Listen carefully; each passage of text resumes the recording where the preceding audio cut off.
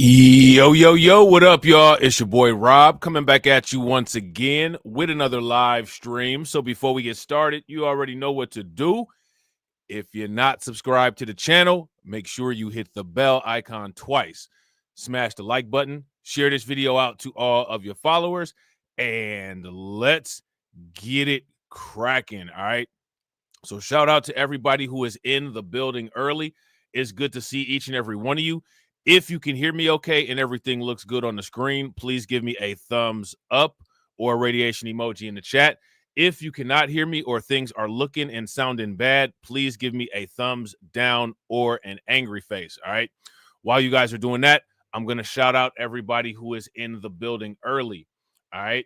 Shout out to Katsy. Good to see you. Shout out to my man, DJ Elmo. What's good with it, bro? Shout out to Carlton Way. We got Jesse Paris in the building. Shout out to you, bro. We got Black Women Stand Up. Shout out to you. And that is it. To everybody who has not said anything in the chat, shout out to you. Shout out to everybody wherever you're watching from. Smash that like button. Hit the bell. Share the stream. Shout out to my man, AW1. All right. We're going to ask this question, all right, because we so far are not even a week into the Trump presidency, are we? So there's these two arguments. The first argument is that mass deportation is what America needs right now. All right, there's that argument. Then there's the other argument: mass immigration is what America needs right now. Now, here's my question for you guys. Which argument is correct? Do both arguments have validity, or does one have more validity for the current situation? All right. Let me know what you guys think. All right. We're going to start off right here. All right. Mexico is refusing to accept U.S.'s deportation flight as Trump's immigration overhaul gets into full swing. All right. So let's take a look at this. All right. Let's see what they're saying on this video here.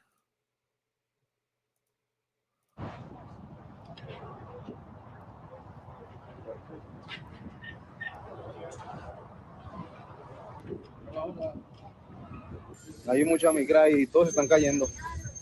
No les recomiendo cruzar porque hay un chingo de niños.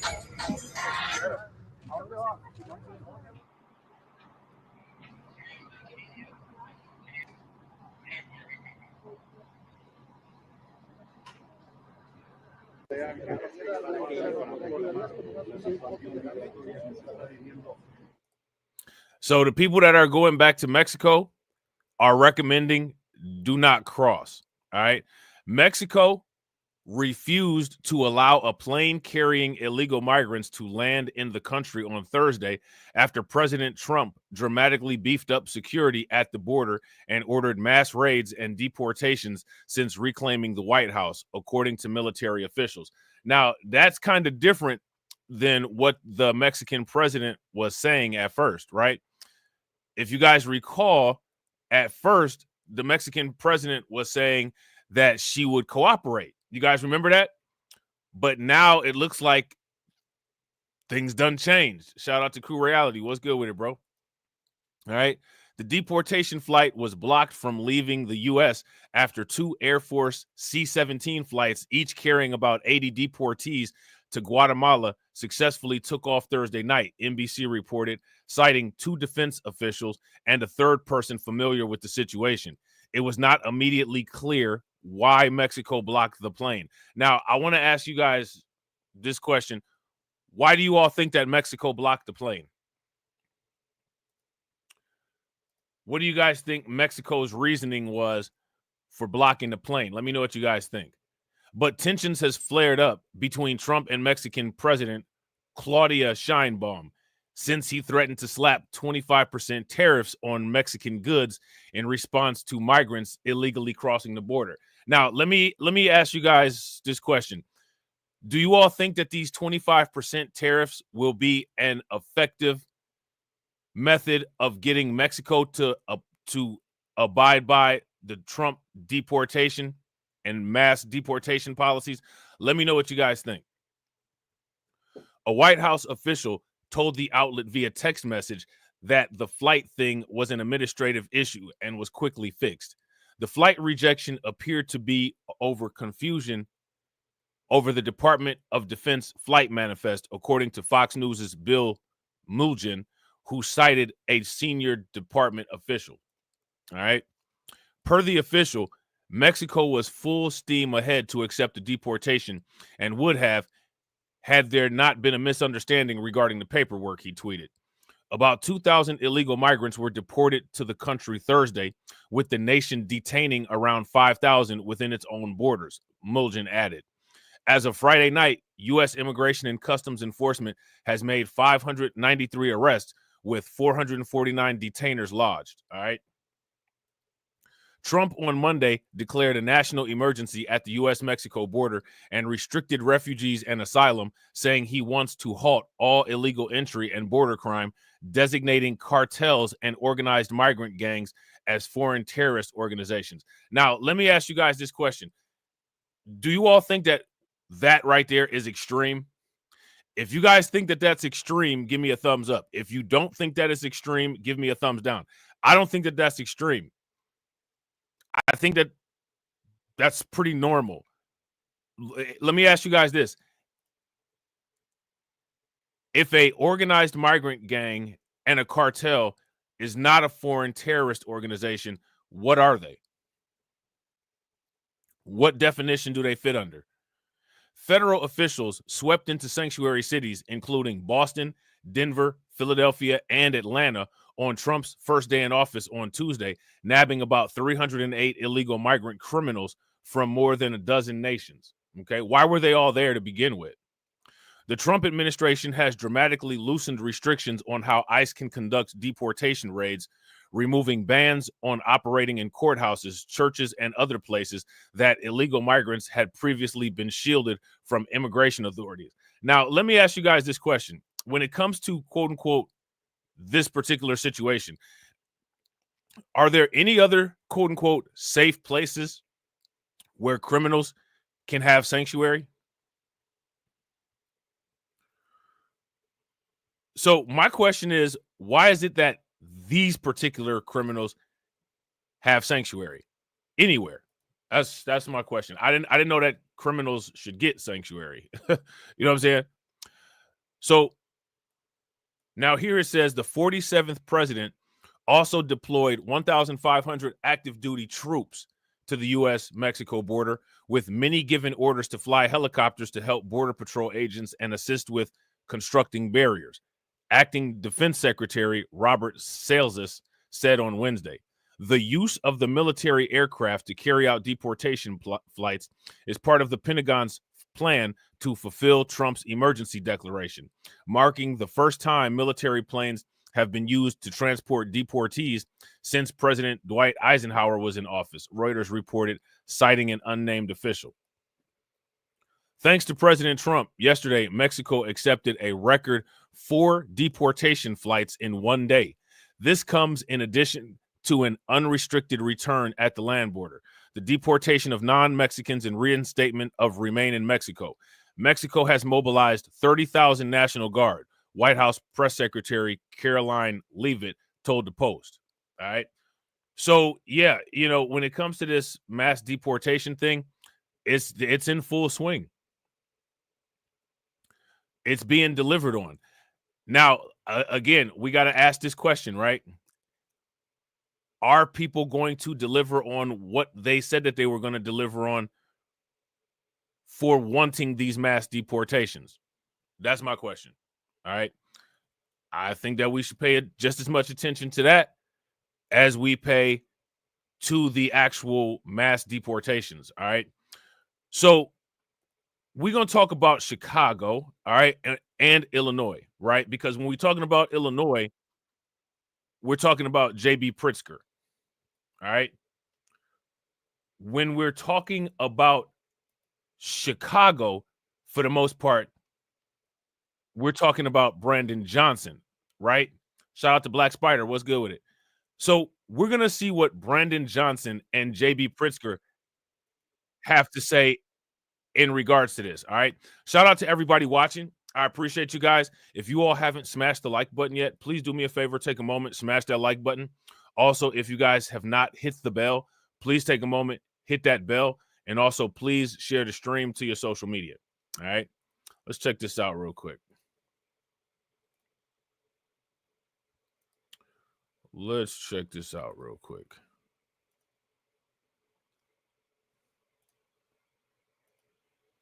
I'm happy to take any questions from members of the media. We got Sheila in front. Governor, and I hope that Mayor Johnson and Daniel can follow up. Mayor Johnson and Daniel and the governor, I wonder if you can talk about Donald Trump's attempts to dismantle DEI, given this setting that we're in, and what kind of effect, trickle-down effect it might have in state government or in the corporate world.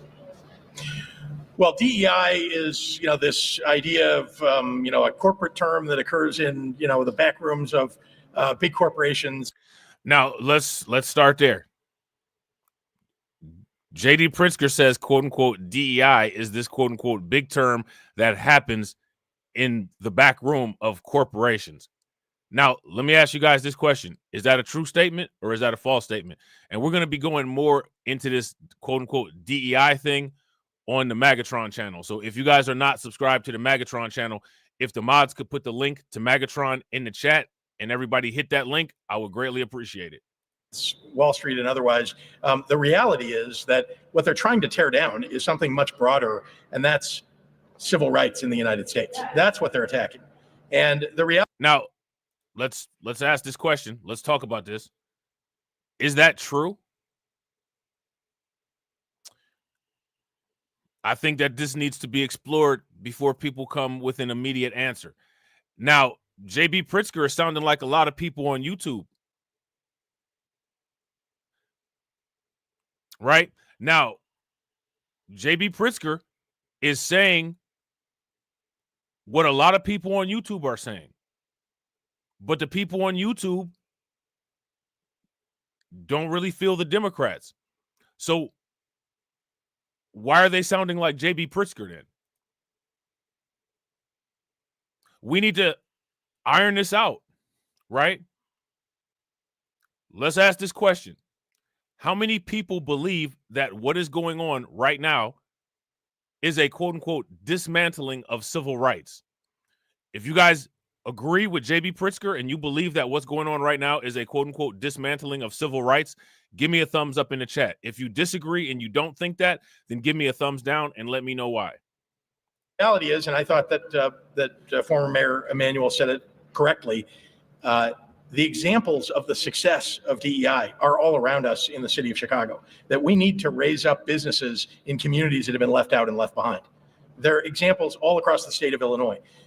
Investments that need to be made in communities that are, frankly, underrepresented, underserved, and struggle. And yet we've been succeeding in Illinois, lifting up those businesses. But what the federal government... Now, where are these records? Where are these examples of businesses being lifted up in Illinois, succeeding, quote unquote, DEI businesses? Where are they? Whose businesses are they? Is there anyone in the comment section that can tell me any example of one of these businesses that J.B. Pritzker is referring to right now? Government is trying to do is attack what we've accomplished in Illinois and all across the United States. And we won't let them. I am not going to let them. And I'm unafraid to stand up for equity, which is what we're here celebrating today. Look at the success of the Will Group. Look at the success that's happening on the west side of Chicago. Yeah, sorry. What's success on the west side of Chicago that J.B. Pritzker is directly involved with, or that Brandon Johnson is directly involved in? What are we talking about here? Where are the examples of these places? What business on the west side of Chicago is on the NASDAQ or on the New York Stock Exchange or a Fortune 500 company? What is he talking about here? Here's an even better example. Who from the west side of Chicago has created half of the wealth that the Pritzker family has? Let's use them as a benchmark. Let me ask you guys this question. How much money is the Pritzker family worth? Here's a better question. Why, when I start asking questions, does the live chat number drop? That's an even better question. I saw Marianne. Yeah. Could you also give us an update on what's going on with ICE and how you and the mayor perhaps are working on this together or not? I don't have an update for you. The federal government has not communicated. Shout out to Scotty D. Scotty D says, I work in an industry that is very dangerous, and DEI has made my daily life work more dangerous than it should be instead of giving it to the most qualified candidate. There you go. There you go. With the state of Illinois. That is an indication to all of you that it's all about chaos and confusion. It is not about accomplishing something. And I've said many times, violent criminal. Yeah. Shout out to Katsy, right? Katsy says, what exactly is a DEI business? That is a great question. We're like 4 questions behind, right? But let's add another one on there. What exactly is a DEI business?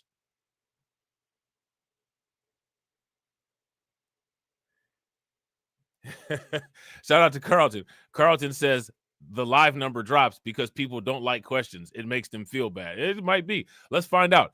If that's true, give me a thumbs up. If it's not true, give me a thumbs down. And look at that. As soon as I ask that question, there you go, Carlton.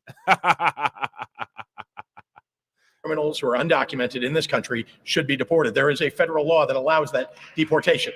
But when we're talking about undocumented people who have been living law-abiding lives. If you're undocumented, is that living a law-abiding life? Let's just start there. Let's just start with that. If you are undocumented, is that a law-abiding life?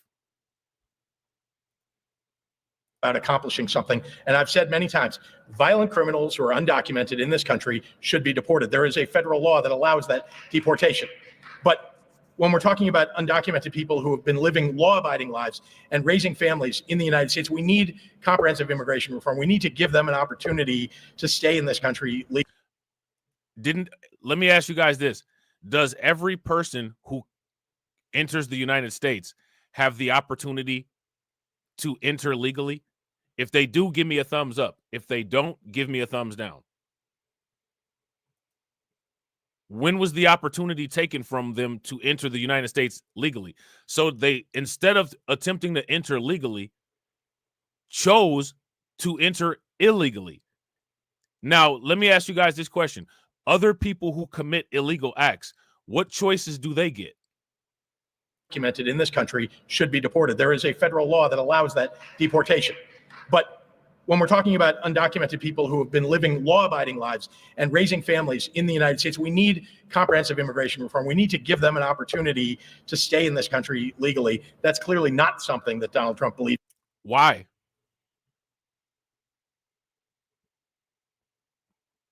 Why? They didn't do that for people who were selling weed.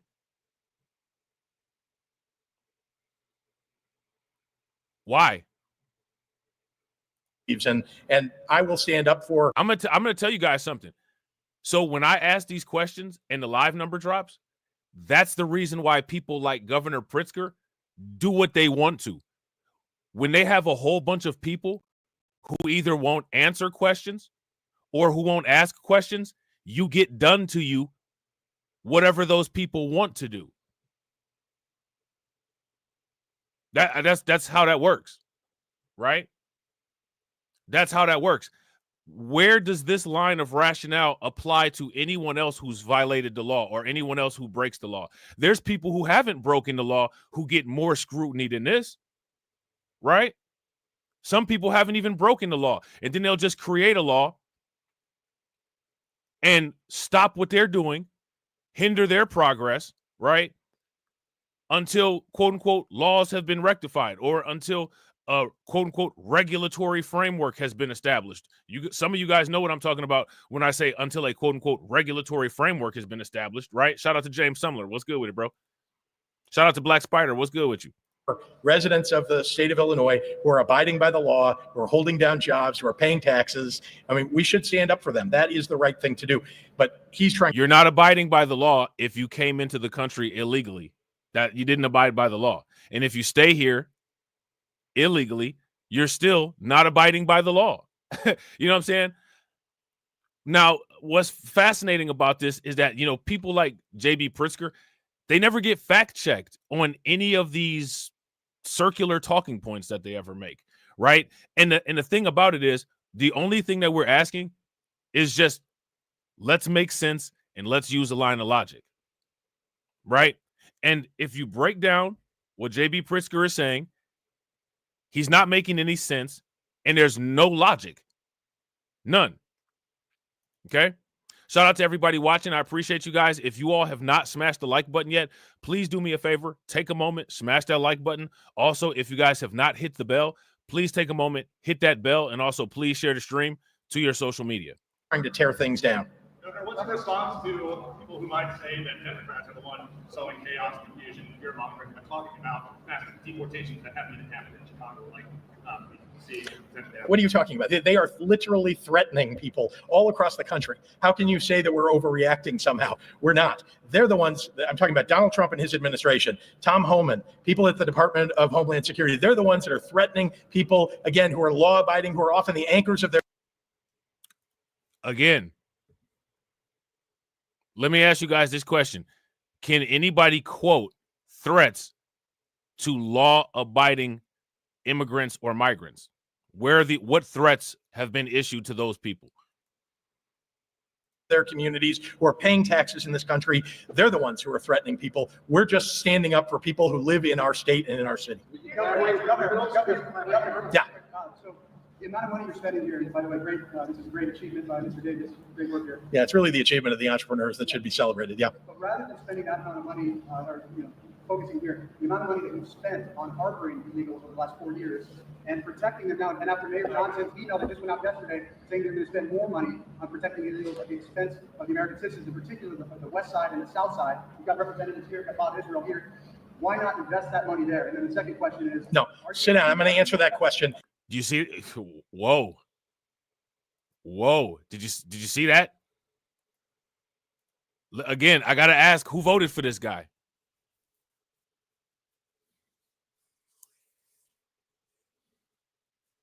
Who voted for this guy? This is now JB Pritzker is acting like a lot of the people that get the questions here. I don't want to hear it. Maybe that's why people voted for that guy. See something is something in common, right? Anti-question, sentiments. Yeah, it's really the achievement of the entrepreneurs that should be celebrated. Yeah. But rather than spending that amount of money, focusing here, the amount of money that we've spent on harboring illegals over the last 4 years and protecting them now, and after Mayor Johnson's email that just went out yesterday. Yeah, I don't disagree with you, Scotty. If you guys agree with Scotty, give me a thumbs up. If you guys disagree, give me a thumbs down. Scotty said, like I said, criminal illegal immigrants versus illegal immigrants. They are all criminals. Yeah, if you set this up like a math problem, criminal illegal immigrants versus illegal immigrants, if you factor everything out, you'll be left with criminal, and illegal immigrants is the common factor. If something is illegal, that makes the person that committed that act a criminal, right?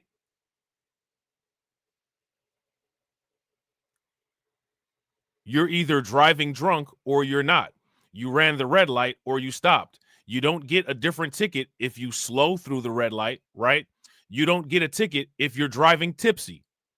You know what I'm saying? You get a drunk DUI ticket if you're drunk or if you're tipsy, regardless of whatever that amount on the breathalyzer causes your mental state to be. There's no in between, right? You either ran the red light or you didn't. It doesn't matter if you ran the red light at 60 miles an hour. If you did, you might cause an accident, but you're still going to get in trouble for it. Or if you run it at 5 miles an hour, you still ran the red light, right? Saying they're going to spend more money on protecting illegals at the expense of the American citizens, in particular the West Side and the South Side. We've got representatives here about Israel here. Why not invest that money there? And then the second question. Shout out to AW1. AW1 says, yo, Rob, I hope that you and Torian link up again one day. Yeah, we probably will, bro. At some point. We definitely probably will. No, sit down. I'm going to answer that question. Now, we're going to move on. Let me answer. Let me ask you guys this. Why did JB Pritzker get so uptight when he was asked about this? When this question came up, why did he get so uptight? Why did he get so angry? Why do you want to rush this guy? Just be quiet. I got this. Why did that happen? You guys ever seen anybody act like that? I'm going to answer your question. The money that we spend in the state of Illinois is about protecting the residents of the state of Illinois. That is what it is about. We will stand up for anybody who is standing up for the law. We follow the law in the state of Illinois. I'm very concerned that Donald Trump and the federal government is not going to be following the law. Indeed, they have proposed getting rid of birthright citizenship. For many families, imagine, I mean, my own family, many families that came to this country. Look. So when it comes to a lot of the people and a lot of the people's interest in this, do you see what they always refer to? What do they always refer to? What do they refer back to? So because this affected you in this way, somehow it makes it right.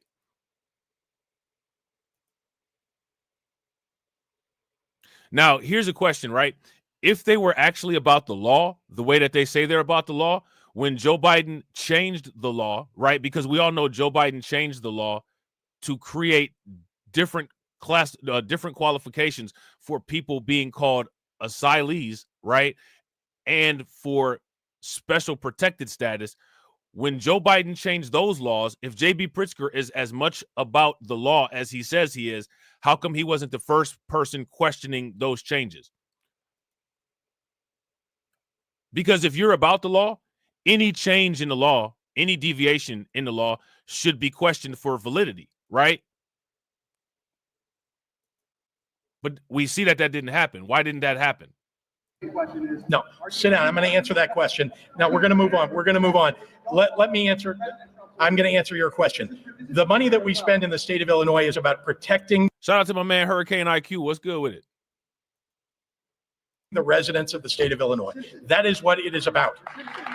We will stand up for anybody who is standing up for the law. We follow the law in the state of Illinois. I'm very concerned that Donald Trump and the federal government is not going to be following the law. Indeed, they have proposed getting rid of birthright citizenship. For many families, imagine, I mean, my own family, many families that came to this country years ago. Now, I want you guys to pay very close attention to that part right there. Anytime you hear many of the people who advocate for this, do they use that line right there?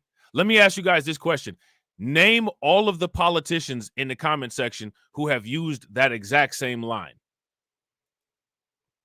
Anyone who you've heard attempting to justify their stance on this particular issue, who have used that particular talking point, drop the name in the comment section. Right, who have made successful lives over many years. That opportunity. Now, let me ask you guys this question. Did their families come in illegally or did they come in legally? Let's ask J.B. Pritzker's family. What laws did his family violate coming into the United States? Did they violate any laws at all? Or did they not? And if they didn't violate any laws, why are you comparing them to the people who are in question right now? I think that that's a valid question. You know what I'm saying? Shout out to everybody watching. I appreciate you guys. If you all have not smashed the like button yet, please take a moment, smash the like button. We got 22 people watching and we got 16 likes. We need, let me see, how many more do we need? We need 6 more people to hit the like button. So make sure 6 people hit the like button. If you guys haven't shared the stream, take a moment, share the stream to your social media. All right. If you're not subscribed to the channel, hit the bell. All right. We're getting close to that 1-in-1 ratio. Let's try to get the likes to 38. I definitely appreciate it. Would be completely cut off. It's unconstitutional what they're suggesting. It's in the Constitution that we protect birthright citizenship. We all ought to stand up for the Constitution. This president does not. Why don't you collaborate with the Venezuelans? Why don't you collaborate with the vice with the Venezuelans? Question over here. Thank you.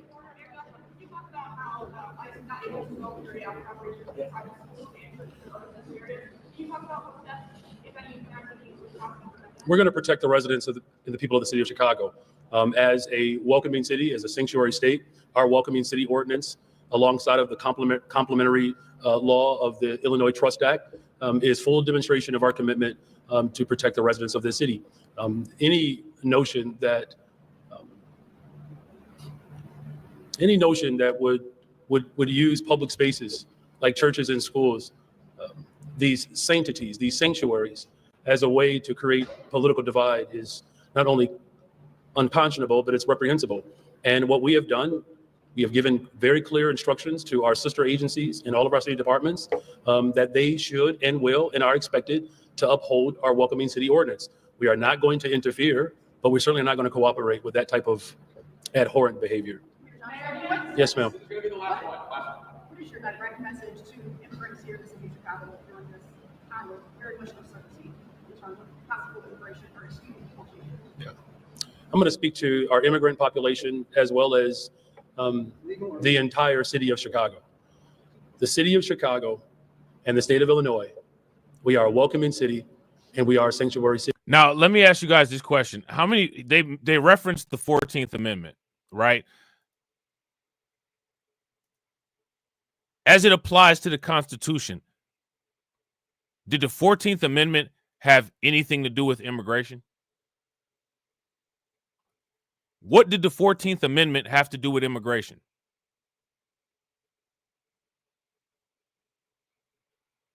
Besides the fact that the 14th Amendment was saying that, quote unquote, immigrants are not allowed to own people in the United States as property, and those people have the same rights as everybody else. So as the 14th Amendment applies to immigrants, the 14th Amendment was a restriction on what immigrants could do to people who were in the United States. Immigrants who called themselves Americans are not allowed to own other people who classify as Americans. That's what the 4th Amendment or the 14th Amendment was, and that's how the 14th Amendment applied to immigration. Because the people who benefited or who were supposed to benefit from the 14th Amendment could not be classified as immigrants. The people who owned those people were immigrants and subsequent generations of immigrants. If this is true, give me a thumbs up. If this is false, give me a thumbs down. If you ask me, the 14th Amendment needs to be retroactively corrected. A correction on the 14th Amendment would take care of any of these nonsensical talking points. Why hasn't that been done yet?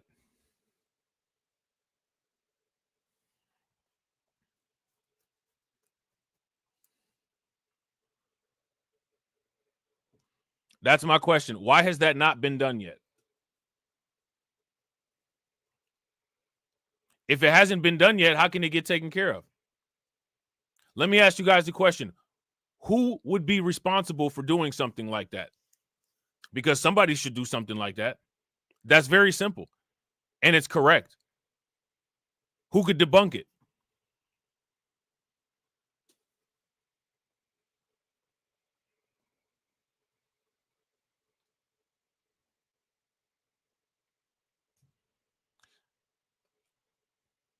I'll tell you what, this is why it hasn't been done yet.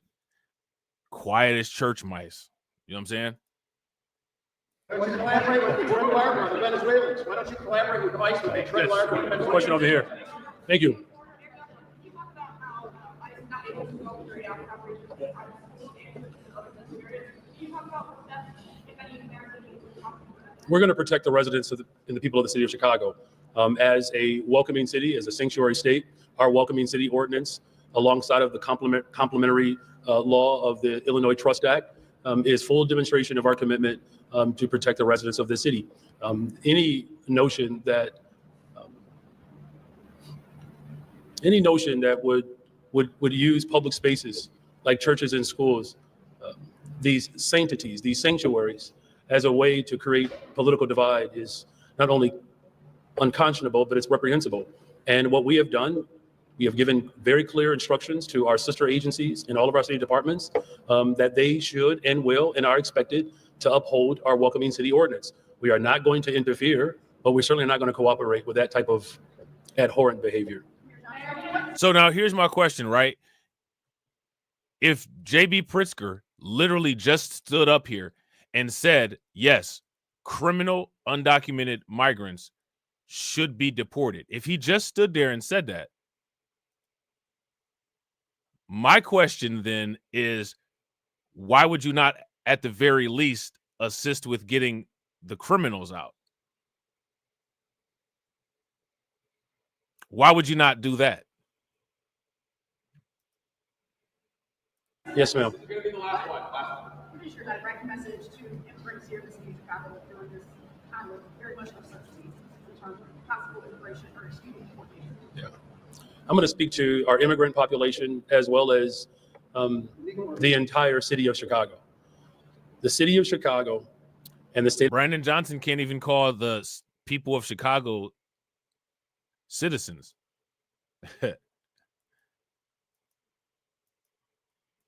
You guys notice that? If you guys notice that, give me a thumbs up. If you guys don't notice that, give me a thumbs down. Brandon Johnson is not even able to call the United States population, or I'm sorry, the population in Chicago citizens. That's kind of concerning, right? I would say that that's kind of a concern. Who voted for this guy? City departments that they should and will and are expected to uphold our welcoming city ordinance. We are not going to interfere, but we're certainly not going to cooperate with that type of abhorrent behavior. Yes, ma'am. What is your direct message to immigrants here in the city of Chicago during this time of very much uncertainty in terms of possible immigration or deportation? Yeah. I'm going to speak to our immigrant population as well as the entire city of Chicago. The city of Chicago and the state of Illinois, we are a welcoming city and we are a sanctuary city. Let me ask you guys this question. How welcoming is Chicago to quote unquote American citizens? I think that that's a question that should be explored. Right? How welcoming is Chicago to American citizens?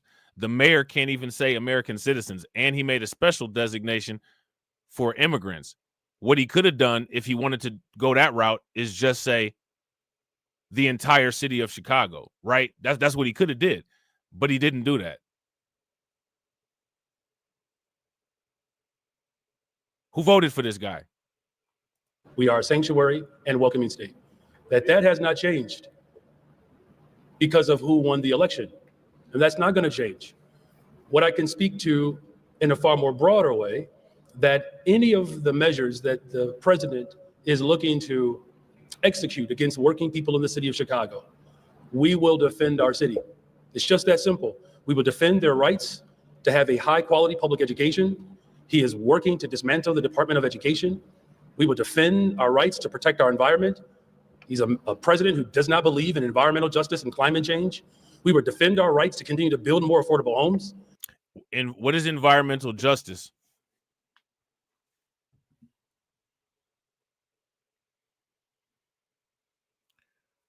Well, I don't think a lot of people even know what's going on here or what Brandon Johnson is talking about.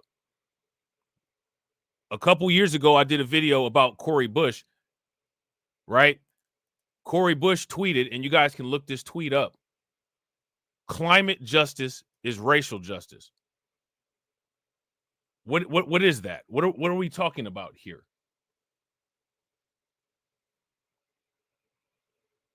Climate justice is racial justice.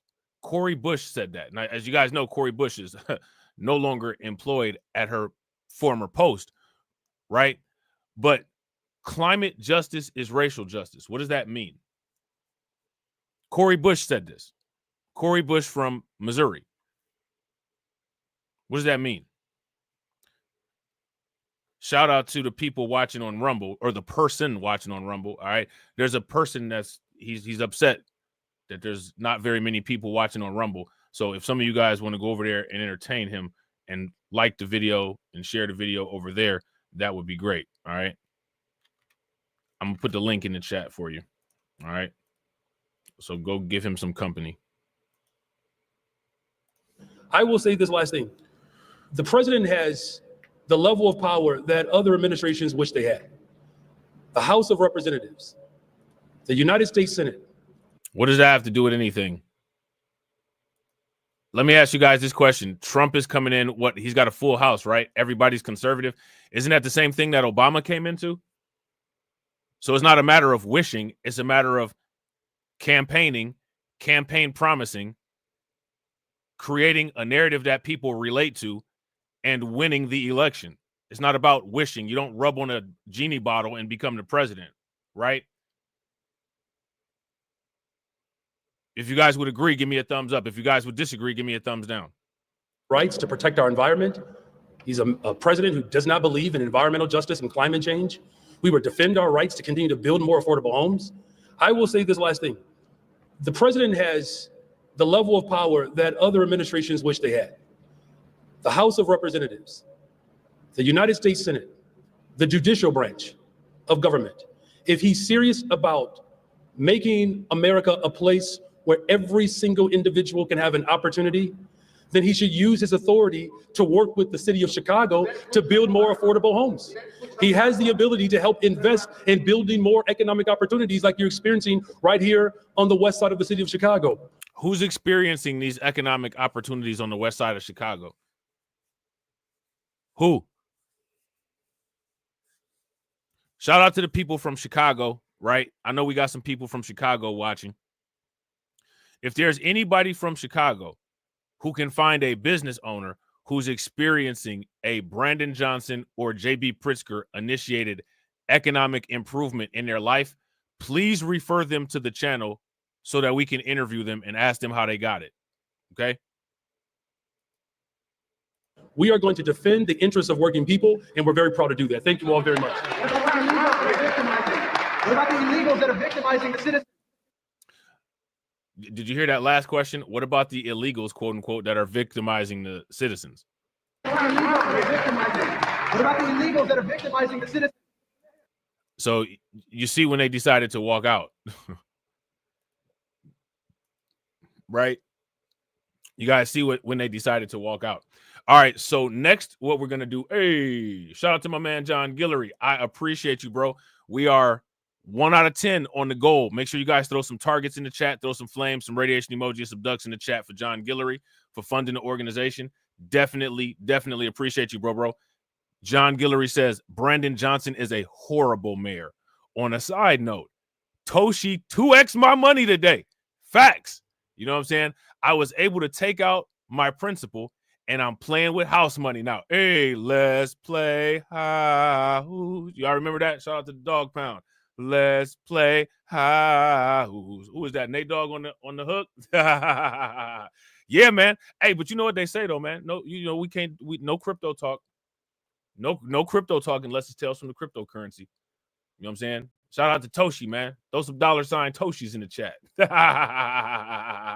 Yeah, 2x your money, man. Facts. How do you think that we fund this organization, huh? We're not exactly the March of Dimes. Big fact. Shout out to you. Make sure you guys show John some love. Definitely appreciate it. All right. So let's take a look at this. Let's do like Kevin Hart. Let's look at this. Let's look at this right here. Let's look at this. Let's look at this right here. I guess we have to start with what's going on across the country as well as in Illinois right now. What do you see your role as the governor of Illinois with the Trump administration? Well, let me start with or without the Trump administration. My role is to protect the people of Illinois, to raise their standard of living, to make life better for Illinois families, and to grow this state. And that's what we've been doing. Now, we have a challenge ahead because the new president clearly wants to attack places like Illinois, where he didn't win the election. And it's going to be challenging. There's not too many places where he didn't win the election, right? Let me ask you guys this question. Can anybody name the places where the president, quote unquote, didn't win the election at? Name the places where he didn't win the election at. I'll tell you one place he won the election at, the United States of America. That's one, right? Challenging for working families across our state, for the most vulnerable across our state and across the country. And so my job is to stand up for what is the law of Illinois, to make sure that we're doing everything we can to make life more affordable, to protect people from having their rights taken away. That's my job. And his job should be to follow the law. And I would expect that he would, but already he has proposed something that's unconstitutional and other things that I think are really bad for working families.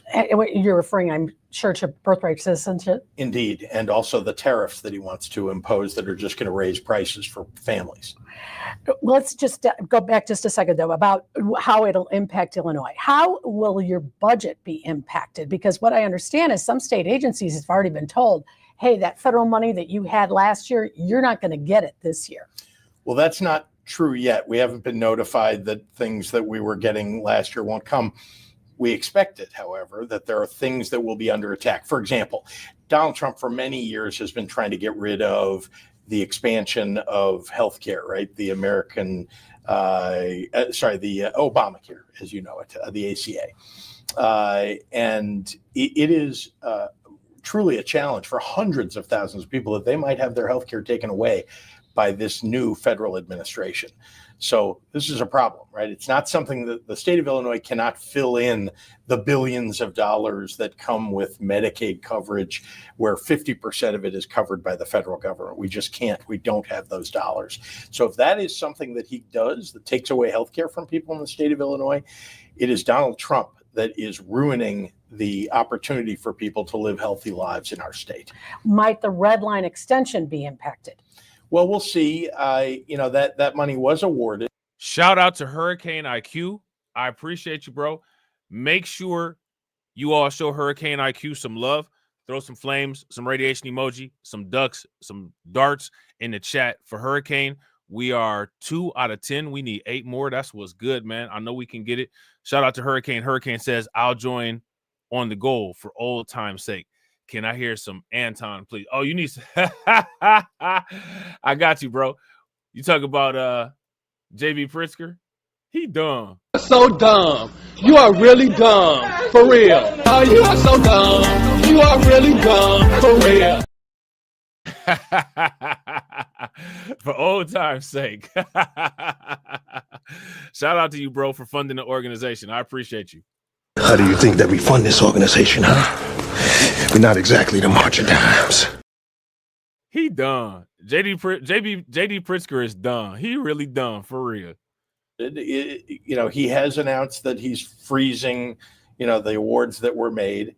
Having said that, those were done under the prior administration. Everything that was necessary to make that happen has been done. And so it's just a question of whether Donald Trump is going to stand in the way. There will be lawsuits if he does. We certainly know that the federal government. Now we're gonna, if we get time, right, we're gonna talk about some of these lawsuits. All right, because I don't know if people are aware. We briefly brushed over this yesterday, but we didn't get into the details of it. I want to say about 20 states have sued the Trump administration over this. Which, listen, I want you guys to pay attention. This is what it looks like for Democrats going hard in the paint. This is what it looks like when the Democrats are going hard in the paint. Everybody should make a mental note of that, right?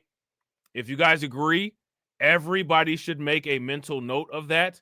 And listen, if you are a Democrat or if you vote Democrat, I'm not mad at you, right? You can go ahead and vote Democrat, right? However, my expectation would be that you have the expectation that your vote will get you the Democrats going as hard in the paint for you as they are for people who are not even allowed to vote for them. So those people didn't contribute to any office that they got. If you guys would agree, that's fair. Give me a thumbs up. If you guys would disagree and you don't think that's fair, let me know why it's not fair. Government owes us that money now. And again, Donald Trump may break the law because he's known to do that. And we're going to have to take him to court if he does. Who is your contact? Who is your call at DC where you say, help? I mean, you certainly had many in the Biden administration. Who's your person now that you say, who are we going to deal with on all of this? Well, let's start with the new Trump administration and people in his administration. They haven't called us to connect with us. We're one of the 50 states that he represents and serves. And I would expect that they too would reach out to us. In terms of, if we need to lobby the administration for something, there are plenty of people that are in the state of Illinois, business people, for example, who supported Donald Trump, who we know and who want to do what's best for the state of Illinois. And so we'll work with his allies that are in our state to get done what we need. You're confident that that Illinois is not going to miss out because of this difficult relationship you and Trump personally have? That shouldn't be the case. I mean, if Donald Trump decides that he wants to punish people or states, right, which is not something that presidents do. You didn't see Joe Biden do that. There were plenty of opportunities to do that. He didn't, right? He delivered. What would you guys say about that?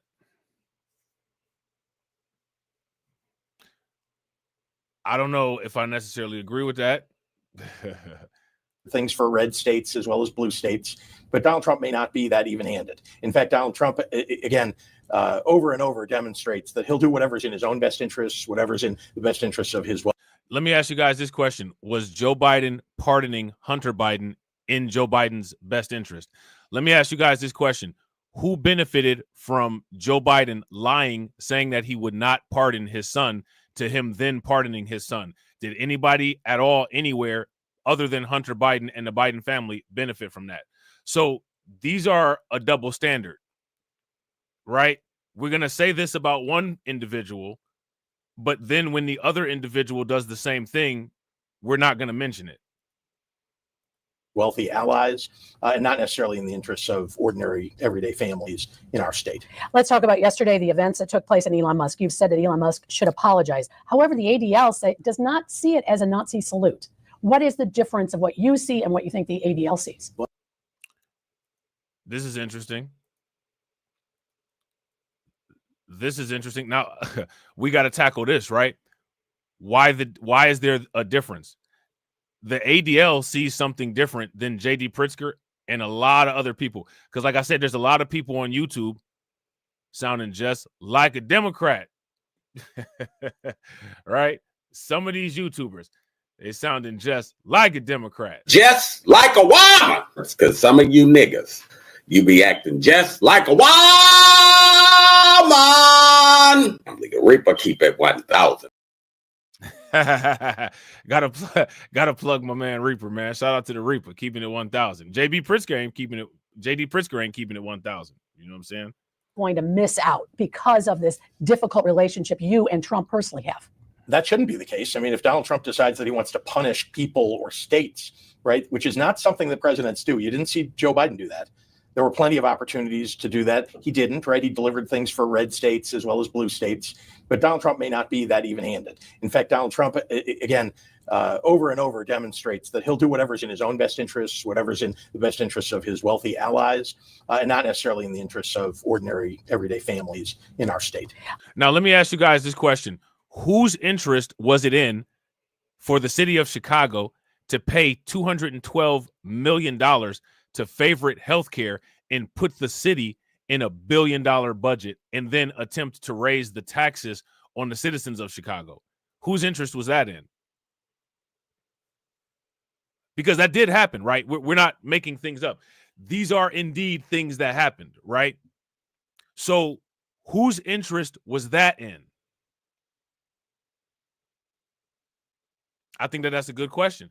I think that's a question that, you know, J.B. Pritzker and Brandon Johnson should answer, right?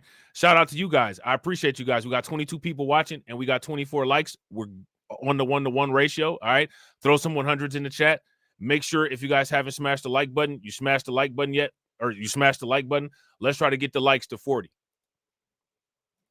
Let's talk about yesterday, the events that took place in Elon Musk. You've said that Elon Musk should apologize. However, the ADL does not see it as a Nazi salute. What is the difference of what you see and what you think the ADL sees? Well, anybody that watches that video saw him do it not once, but twice.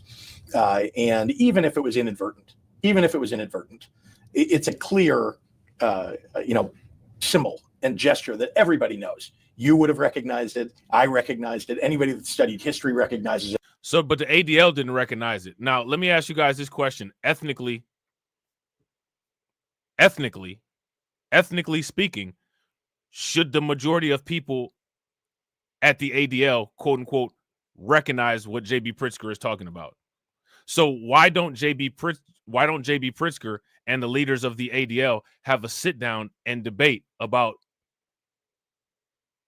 the failure of recognition? Right? J.D. Pritzker should be debating this with the ADL if he doesn't agree. Right?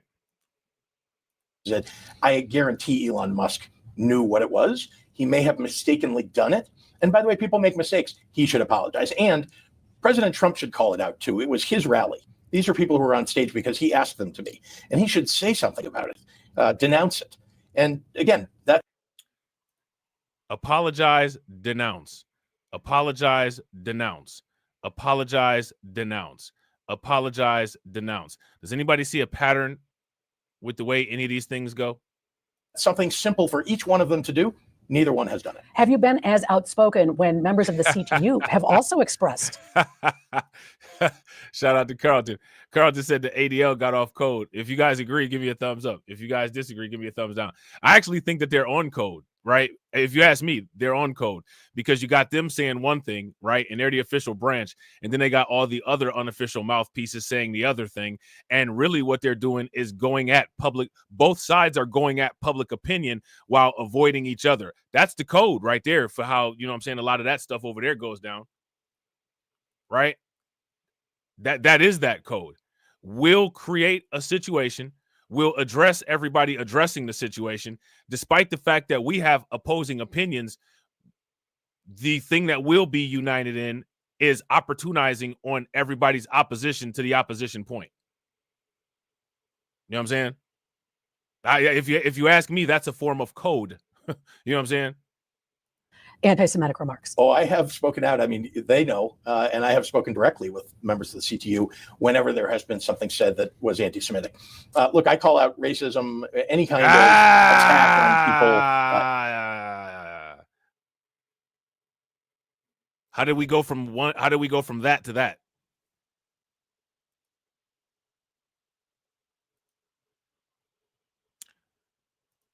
Let me ask you guys this question.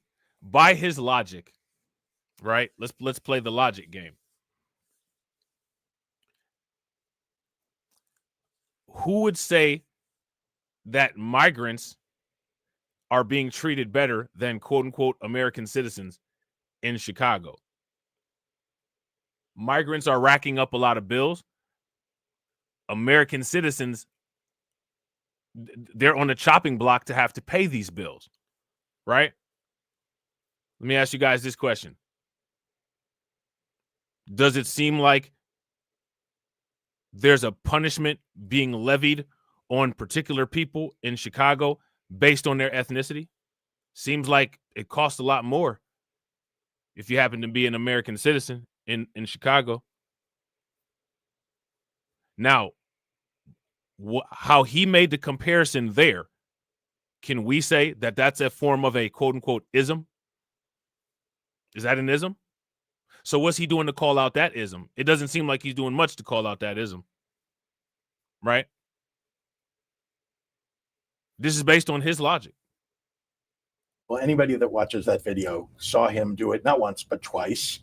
And even if it was inadvertent, it's a clear, symbol and gesture that everybody knows. You would have recognized it. I recognized it. Anybody that studied history recognizes it. I guarantee Elon Musk knew what it was. He may have mistakenly done it. And by the way, people make mistakes. He should apologize. And President Trump should call it out too. It was his rally. These are people who were on stage because he asked them to be. And he should say something about it, denounce it. And again, that's something simple for each one of them to do. Neither one has done it. Have you been as outspoken when members of the CTU have also expressed anti-Semitic remarks? Oh, I have spoken out. I mean, they know, and I have spoken directly with members of the CTU whenever there has been something said that was anti-Semitic.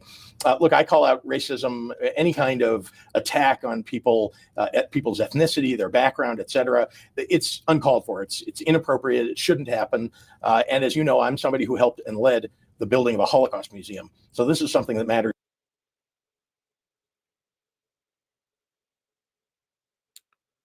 That to me sounds like, you're proud of your background and its history. I don't know what that has to do with quote unquote the fight for quote unquote everybody, unless his everybody is people related to that, right? Who is your everybody?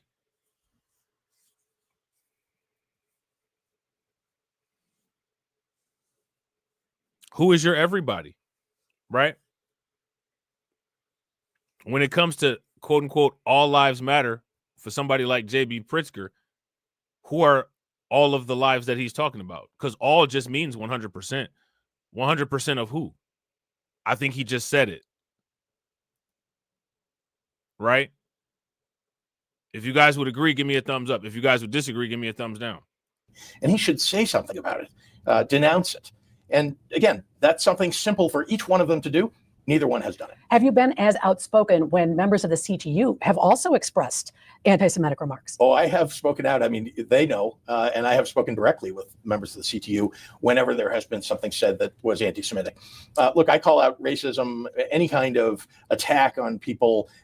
Now, again, this is something that a lot of the immigrants and a lot of the migrants should pay attention to, right? I thought that this was about them. I thought that this discussion was strictly about the migrants. All of a sudden, it's not now. How did that happen? At first, we were talking about the migrants. Somehow, magically, now it's not about the migrants.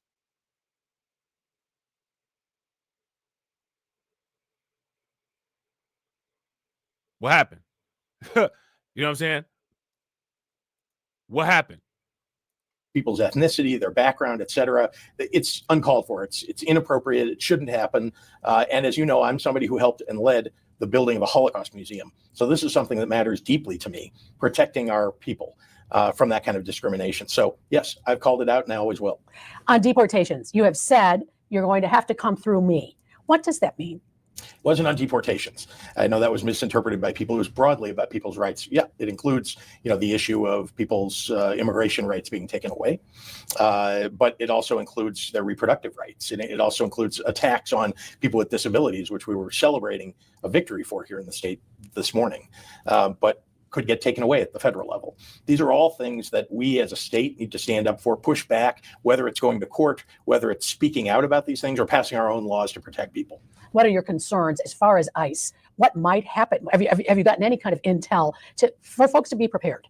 Yeah, we've done a lot to begin with to make sure that people know their rights. Lots of people didn't already know their rights. They didn't know, for example, that we have a law in the state of Illinois that allows somebody who's undocumented to put their children, who are citizens perhaps or documented, in the custody of or guardianship of someone else. We have laws that allow them to do that.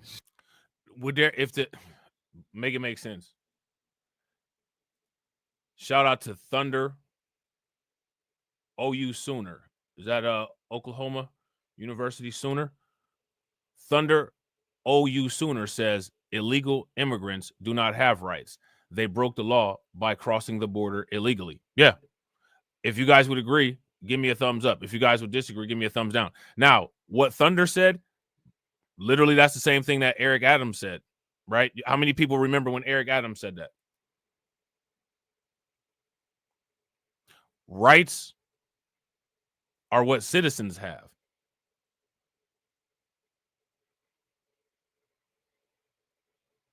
Somehow, that's now a controversial statement. Here's my question. What's the purpose of any of the laws, or what's the purpose of any, the Constitution or any of that, if there's no boundary between what makes somebody an American versus what doesn't make them an American? Listen, if you do not have a Sam's Club card and you go in Sam's Club and attempt to shop, in most cases they'll let you shop, but do you get the same rights and privileges as a card holding Sam's Club member? These things are not as complicated as they make it out to be. Now, what if somebody says, well, it's a moral argument. I need the savings of the Sam's Club to be able to feed my family, so I demand that Sam's Club gives me the same discount as card-carrying Sam Club members. The people who pay for a membership are going to be like, yo, this is crazy. What am I paying for a membership for if you're just letting people walk in and get the same discount? It's a club. Right? So why is that not how it is in this situation?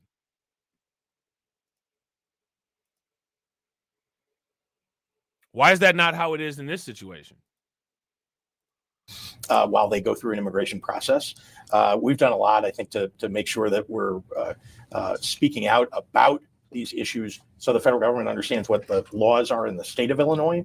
Our law enforcement are not coordinating with ICE officials, for example, and again, what they're coordinating on is they are coordinating on violent criminals who've been convicted, who are undocumented. As far as I'm concerned, we need to give them over to ICE, and they should be deported. So again, I want you guys to. So where's the conflict?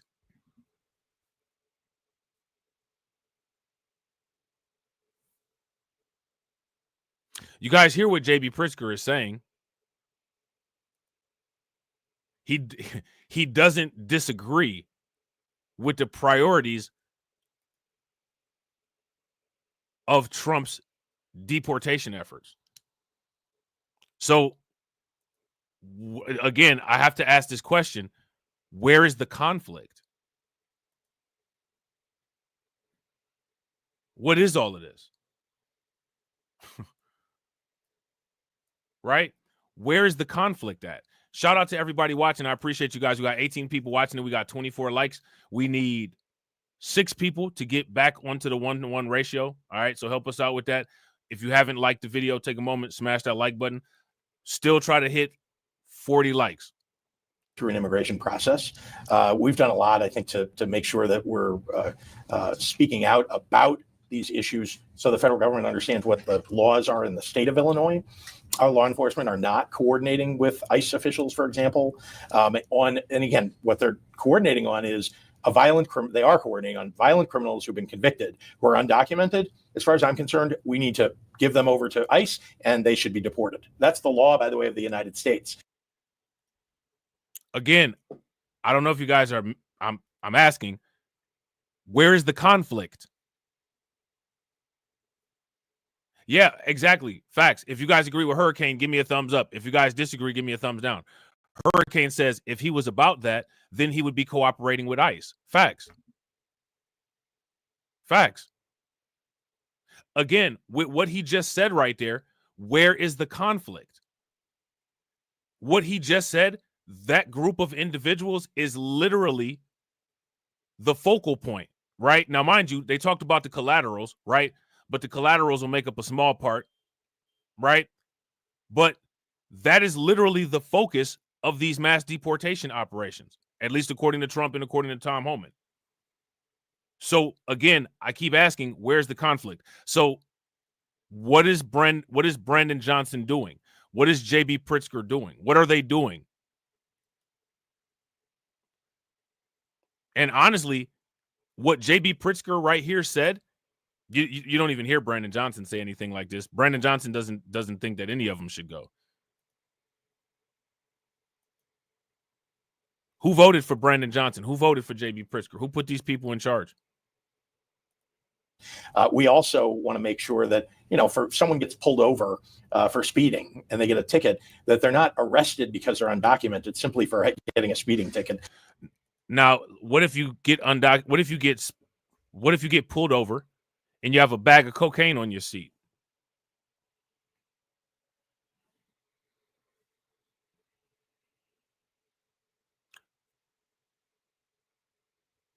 What if you get pulled over and you got a Zippo Loud sitting on your seat? I mean, you should just get your ticket then, right? What if you get pulled over and you got a body in the trunk? You just get pulled over, right? What if you get pulled over and your plates are expired?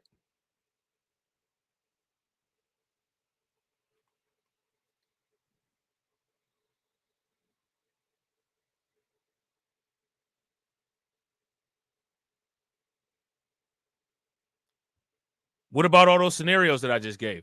Here's my question to you guys. How are those scenarios different than what JB Pritzker is presenting? In most cases, if you get pulled over or if you get detained by law enforcement, hey, you might be detained for jaywalking, but if they pull a training day on you and you happen to cough up a little baggie of crack like Snoop Dogg did, now you're getting that charge added onto your jaywalking. It's not, we just are here to arrest you for jaywalking, right? So why is it not like that everywhere else?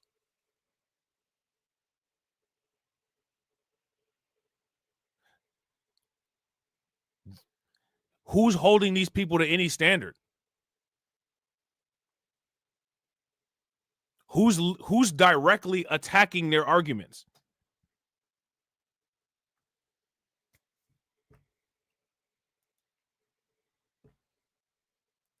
That's not something a law enforcement officer should do. What if a law enforcement agency, if perhaps a county sheriff, McHenry, has been more willing to say they would be helpful? What about those police agencies that might help ICE? Would they face some kind of violation of state law? Yeah, they better not break the law. These are law enforcement officers. They shouldn't break the law. We will go after them. The attorney general will.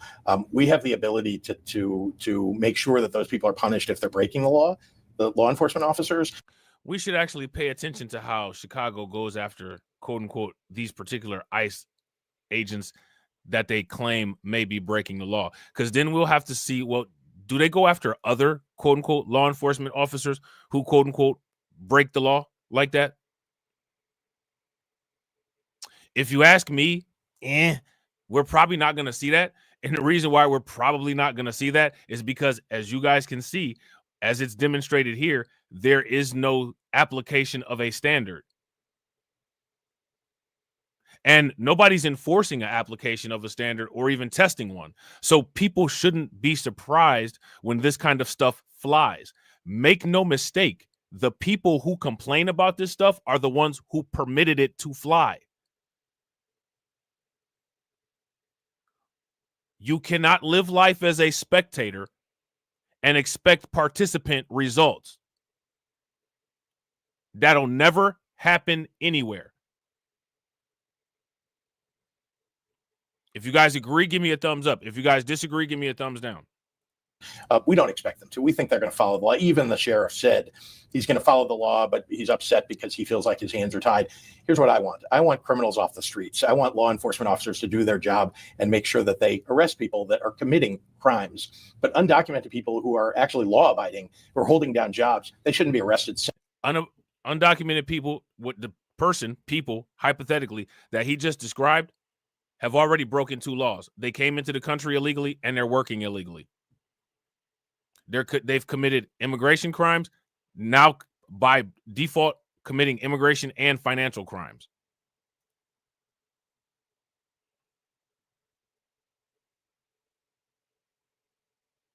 But he's talking about the legalities of all of this. He's talking about the legalities of all of this. Yeah, shout out to James Sumler. James Sumler says every criminal lawyer should pay attention to this. Yeah, facts, because the laymen don't. Look how the live numbers keep going down. The laymen don't, you know what I'm saying? So criminal lawyer, yeah, if you got your Juris Doctorate, come holler at me. Simply because they're undocumented. Have you and the mayor spoken about the possibility of ICE raids, and how did that conversation go? We really haven't. I mean, he called me on my birthday, which was very nice, and wished me a happy birthday. And I, of course, mentioned that I knew that, we were preparing, that he was preparing. But I've spoken directly with law enforcement in the state of Illinois, not just the Illinois State Police, but also the Chicago Police Department, to make sure that everybody is operating properly in an environment in which Donald Trump is trying to scare our communities. By the way, this is bad for our economy. What Donald Trump is doing, and I saw it firsthand when I was walking around. Speaking of trying to scare people, when's the last time anybody heard anything about Project 2025?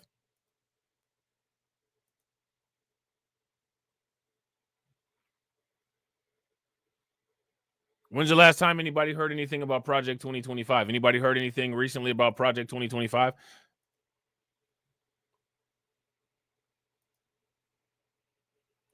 On Martin Luther King Day in Little Village, you could see the restaurants were up there.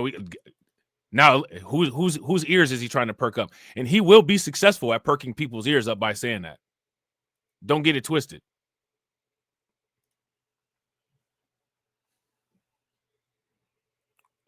Don't get it twisted, man. People on that quality control, you know what I'm saying? That MK Ultra, that mind control works. We've seen it for 60 years. It's not a debate. It's a fact. That's all you got to do is mention something like that. And all of a sudden, everybody's doing backflips and you got everybody talking like Democrats. Not too many people talk like independents that are actually independent. I think that actual independents are a dying breed. Let me ask you guys this question. Why does that work so well?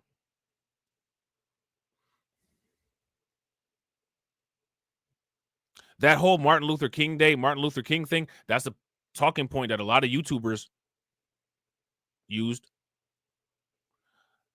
a lot of YouTubers who say they're not concerned with symbolism. So how are you not concerned with symbolism and you're drawing a conclusion based on that? But symbolism is of no concern.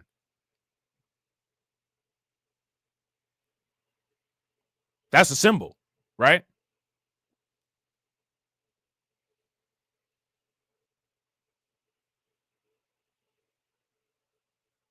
So that was a symbol recognized by the anti-symbol people. I don't understand it. Can somebody explain it to me?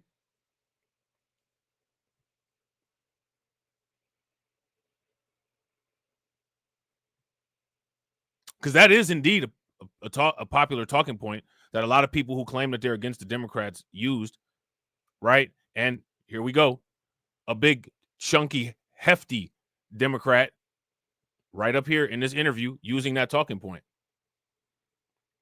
So somebody explain.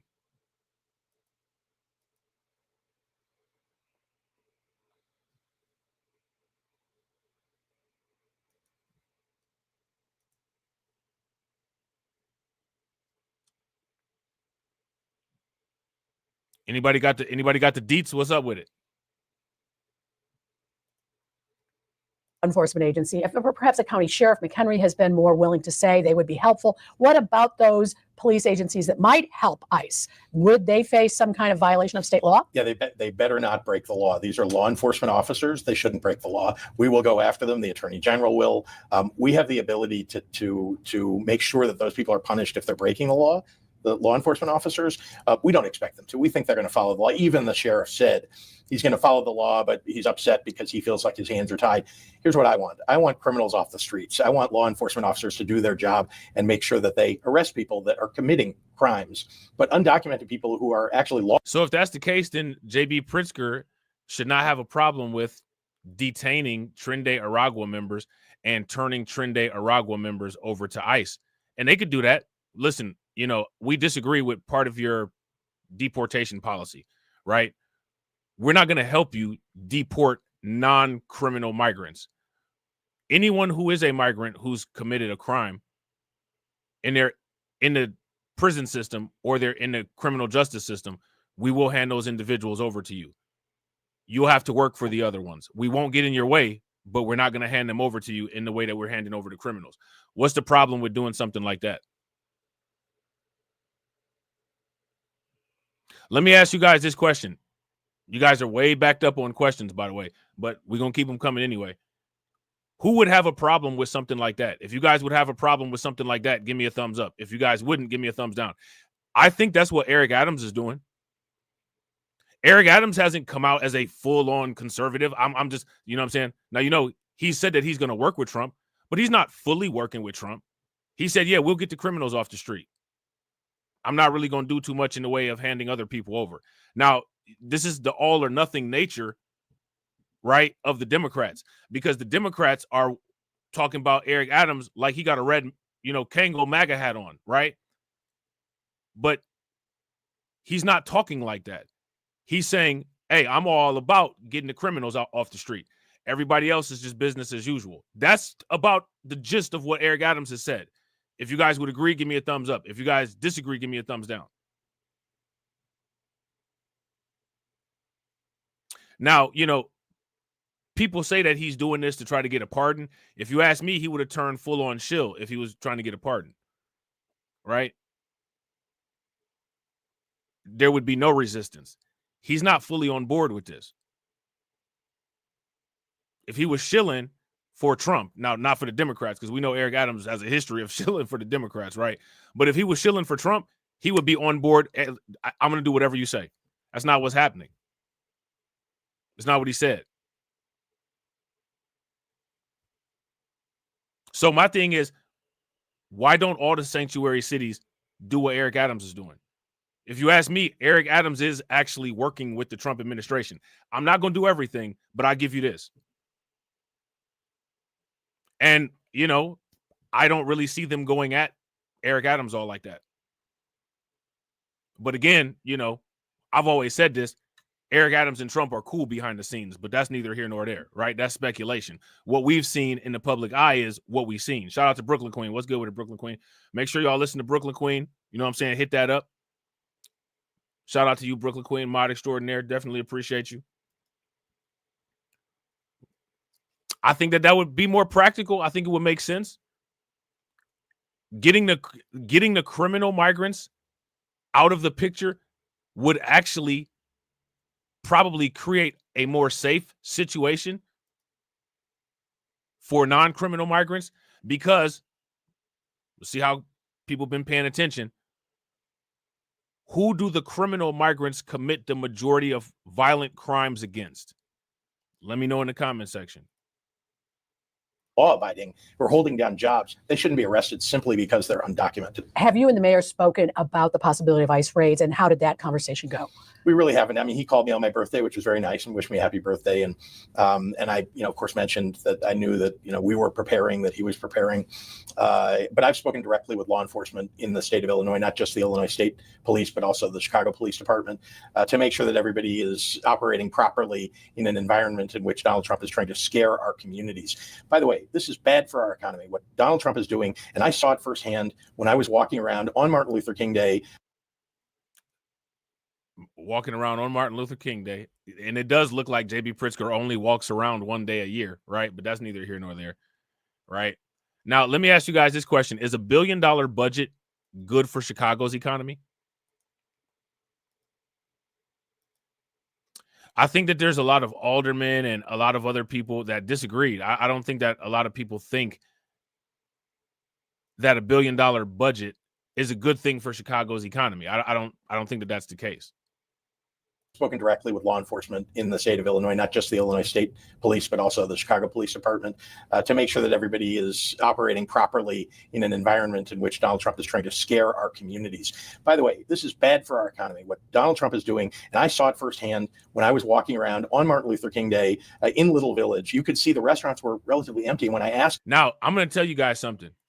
You guys hear that? You guys hear what J.B. Pritzker said? Make no mistake. That kind of talk is what got him votes from a whole bunch of people.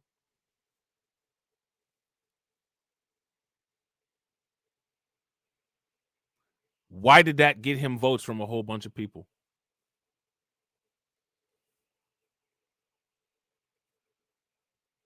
Why did people vote for somebody for simply repeating, saying things like that?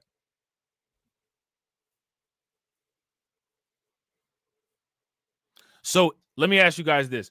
If people have discovered a way to completely remove your rationale in decision-making by simply saying a trigger statement,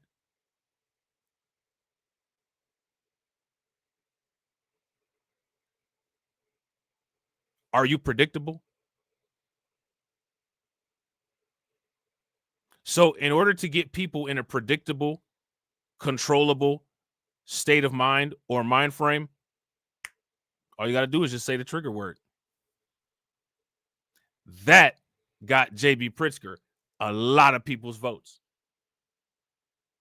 People won't admit it. They'll leave and go hang their heads the way that they should. But you guys know that it's true. The fact that people can't acknowledge and come to grips with that, all people are doing is prolonging the problem. If you ask me, the problem's been going on long enough, but I'm clearly unpopular in that belief. I'm clearly unpopular in that belief, which is fine. There was a point when Satoshi was unpopular. Now Satoshi is very popular. And there's nothing anybody can do about it. A lot of things that I say are unpopular. But when they become popular, there's not going to be anything anybody can do about it. the owners why on a day off that people aren't in the restaurants enjoying themselves. They said because people are staying home, they're afraid. And so I want to encourage people to go patronize those restaurants and in that way stand up for the communities. Who's not going out to eat because they're scared? Any of you guys not going out to eat because you're scared? Anybody in Chicago not going out to eat because they're scared? If you're in the Chicago area and you're terrified to go out to eat, please let us know.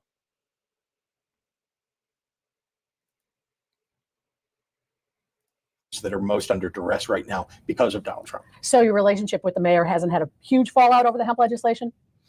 Well, I've told the mayor that he mishandled it, that whenever you're going to come to my house, come to Springfield, and you want to lobby against a piece of legislation, which, by the way, was the wrong position to take. Now listen to J.B. Pritzker talking about your boy Brandon Johnson. And they just sat up there in that press conference phony, like they besties. Who does that? Who does that?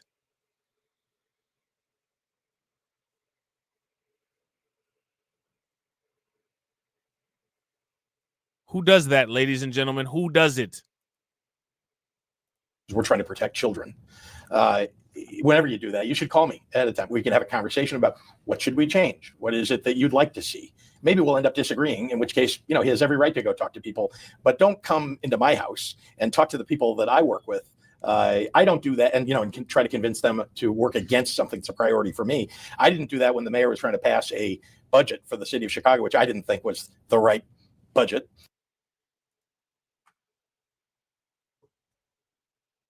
Everybody fall asleep? Y'all still awake? You know what I'm saying? You guys are witnessing Brandon Johnson getting flipped on, right? And you're witnessing the ridiculousness that people voted for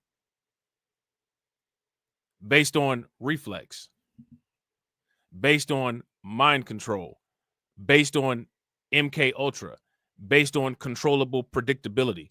My question is, how do people feel about it?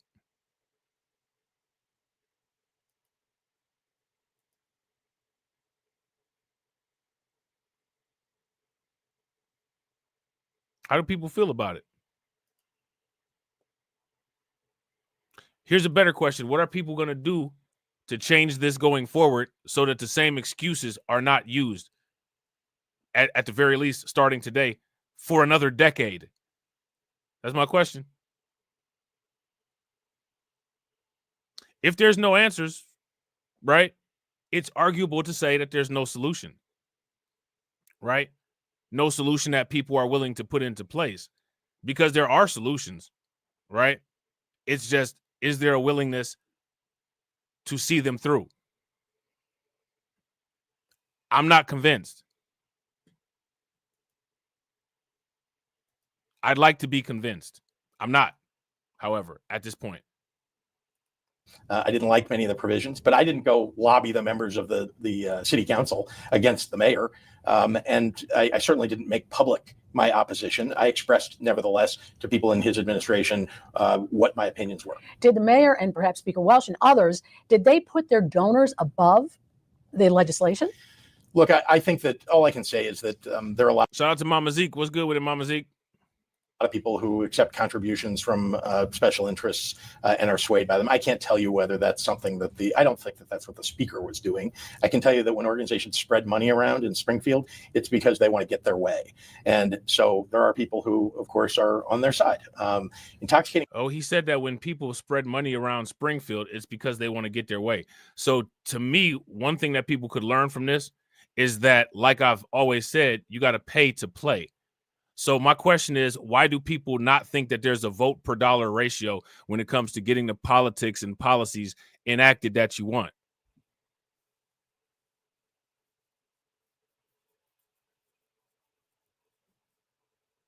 When he's talked about getting their way, he didn't say anything. He didn't say anything about voting.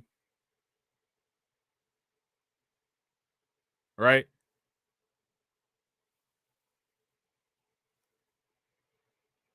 So the thing is, what I want people to pay attention to is, yes, people just ignore this stuff.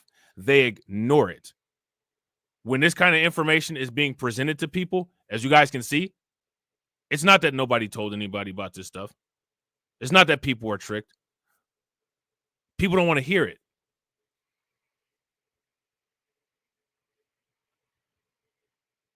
That's what it is. Not enough gaslighting. Not enough woo-woo-wooing. Too much attack.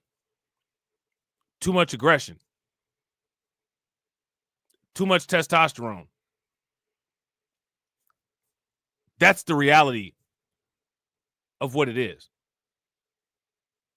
You know what I'm saying? Whenever you do that, you should call me ahead of time. We can have a conversation about what should we change? What is it that you'd like to see? Maybe we'll end up disagreeing, in which case, he has every right to go talk to people, but don't come into my house and talk to the people that I work with. I don't do that. And can try to convince them to work against something that's a priority for me. Now, let me ask you guys this question. How come Brandon Johnson doesn't talk about J.B. Pritzker like that? J.B. Pritzker sounding pretty brolic, like they say in New York, right? He's sounding pretty brolic. You ever heard, Brandon Johnson never sounds brolic when he's talking about J.B. Pritzker. Why?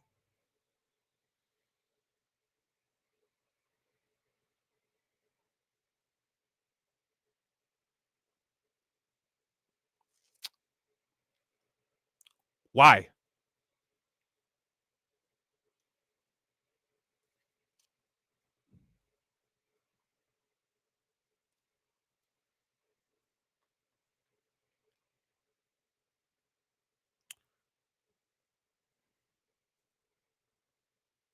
Why is that?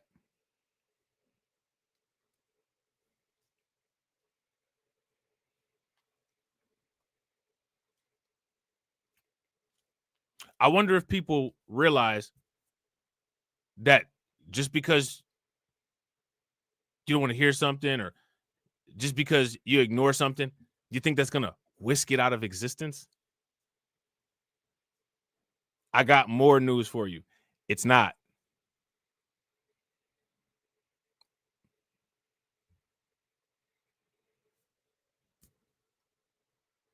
Why don't Brandon Johnson talk about J.B. Pritzker like this? Who raised Brandon Johnson? Shout out to the people that got kids in the chat. Do you all raise your kids to be talked to or talked about like that without addressing it? Me personally, I wasn't raised like that.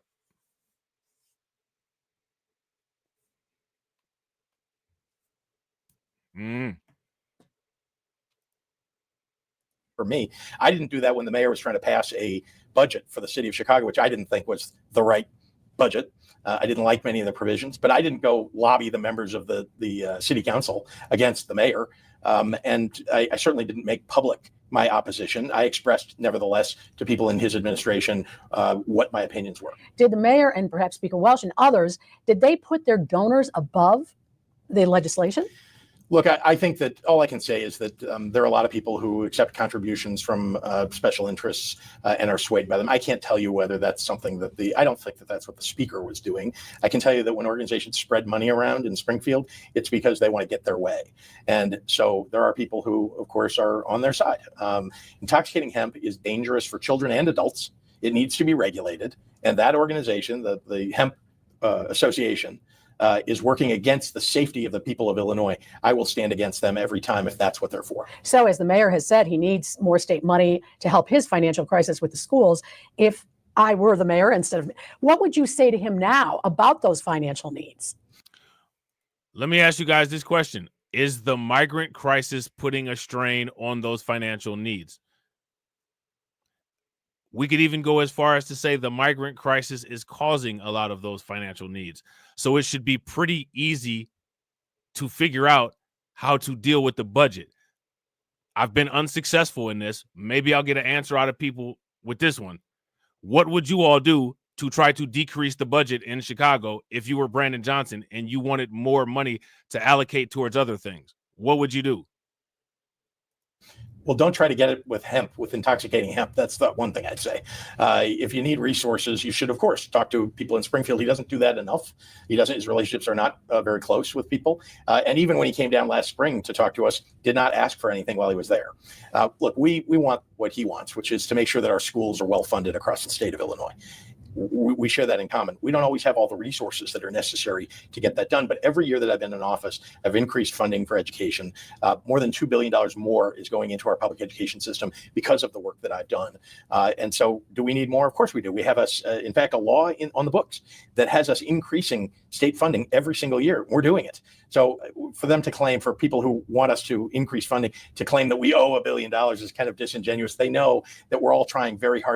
Yeah, facts. Now, shout out to James, right? James says, get on a megaphone and fight for the citizens. I would agree, right? But I think the citizens need to get a megaphone too. And, this chat is very small, right? But if this chat is representative of people getting on megaphones, I don't know how likely that's going to be, right? And then if you pay attention to Brandon Johnson and his interaction with J.B. Pritzker, he won't even stand up to J.B. Pritzker. If he won't stand up to J.B. Pritzker, do you think he's going to stand up to anybody who might be bigger or more bad? I don't think so. This is one of the reasons why you see Brandon Johnson takes out all of that scared dog aggression on reporters who he has power over and can shut down their questioning. I've never heard a reporter go in on Brandon Johnson or even talk to Brandon Johnson the way J.B. Pritzker is talking about him in this interview. You just saw J.B. Pritzker and Brandon Johnson stand up there like they were high school best friends. So if you ask me, you got to pay attention to behavior patterns. Now, shout out to James. James says the only ones really fighting is the black citizens. Now, let me ask you this. If we ask who the only ones were who voted for Brandon Johnson or J.B. Pritzker, who would we say those people were? Let me know in the chat. Hard to get the resources that we need to put them into schools. So if you do run for a third term, what's the upside? You want me to evaluate the ups and downs of, why would I run or not run? Look, you've heard me say this. And this is why I keep asking the question, why did people vote for these people? There's no good indicators for Brandon Johnson making a case for him being the mayor. Definitely no indicators for J.B. Pritzker being a governor. How many people know what the Pritzker family is involved in with the University of California, Berkeley for the quote unquote legitimate initiatives? I did a video a while ago. That was back when people used to watch my channel that talked about the Pritzker family business, right? The Pritzker family is still in that business. They got a couple hotel chains, if I'm not mistaken, and they do other things with quote unquote funding particular academic research, right? Let me ask you guys this question. What is this particular academic research that the Pritzker family funds? Does anybody know?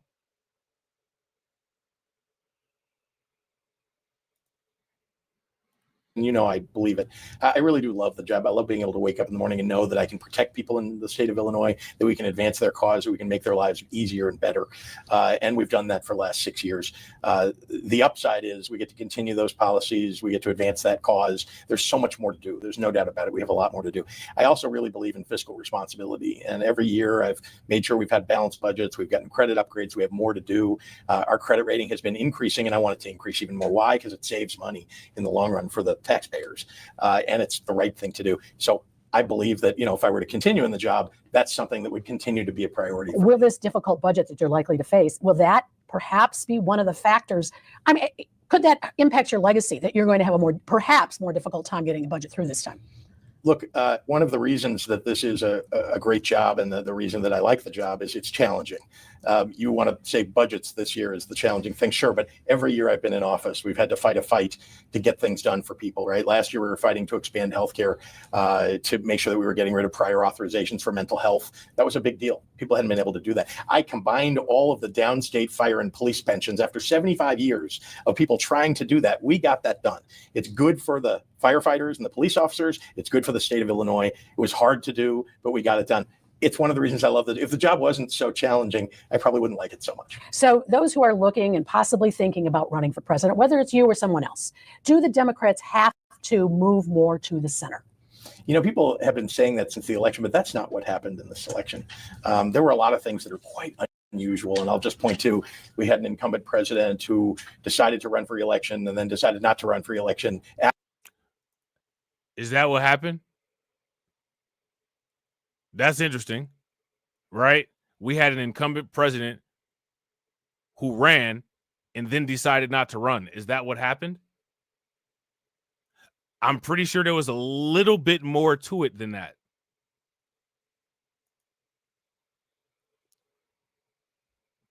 I'm sure that it was a little bit more to it than that.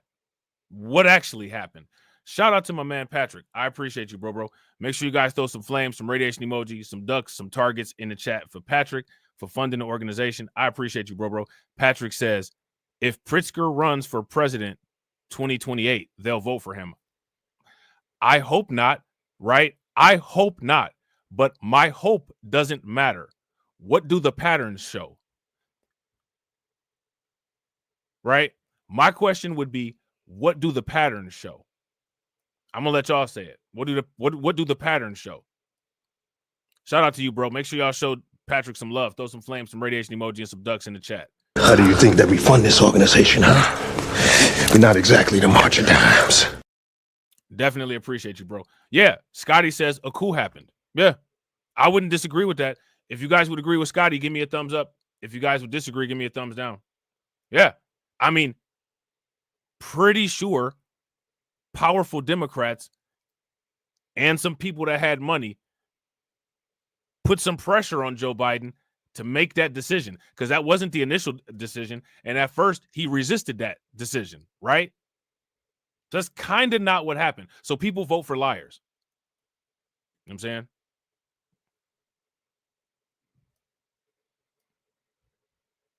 People vote for liars, and then they're mad that they get lied to. I don't understand it. After you couldn't have any primaries anymore. And so all of a sudden you had the vice president, who really wasn't that well known by people, as the candidate. And she had 108 days to run a campaign. That's nothing. I can tell you, because I ran for governor, it took about a year and a half from the start of my running to winning the November election to run that campaign. People didn't know me to start out, but they did at the end. And it's a primary process, particularly, that really helped me. Now, shout out to Patrick, right? Patrick says, all these blacks in Chicago complaining will take their ass right in that booth and vote for his obese ass. Now, here's my question. 2 questions, right? First question, if you guys agree with that, give me a thumbs up. If you guys disagree, give me a thumbs down. My question is, for the people that agree, if you agree with that, my question is, why would those people do that? I don't understand how, after what people have seen over the last 4 to 8 years, especially people that live in Chicago, why would they do that?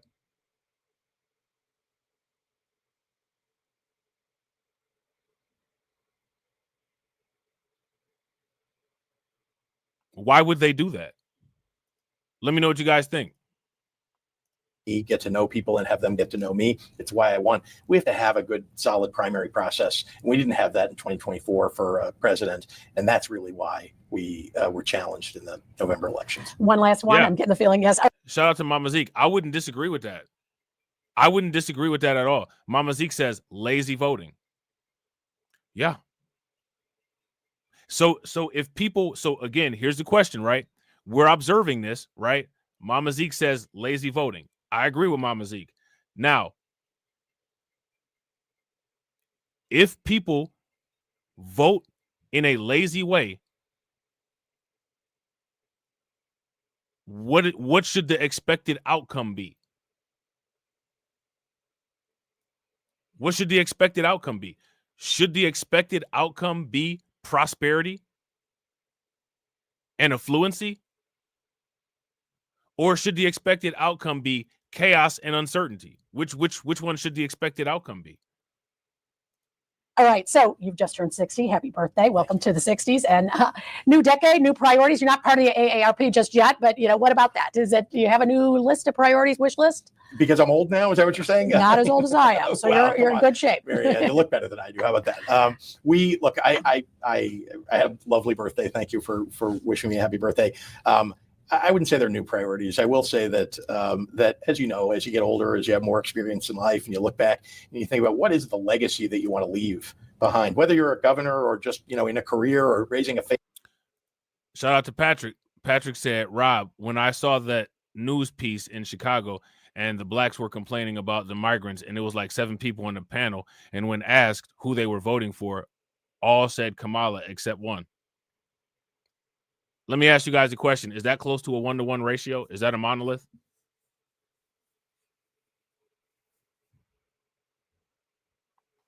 That's close to that's 7 people, right? So that means that 6 out of 7 said that they were voting for Kamala, and 1 said that they weren't. So let's do the math. What is 6 divided by 7?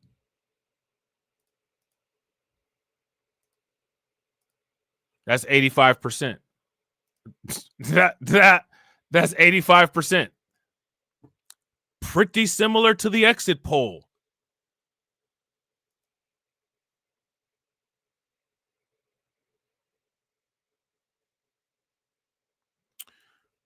Pretty similar to the exit poll.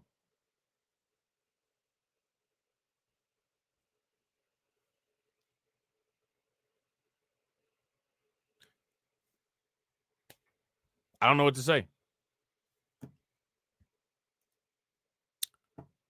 I don't know what to say.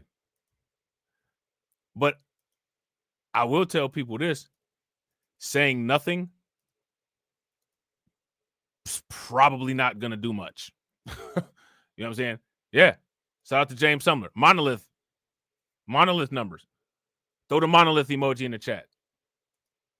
But everybody says, oh, we're not a monolith. The math doesn't agree with that. There was so many people that gave me such pushback when all I did was talk about the exit polls.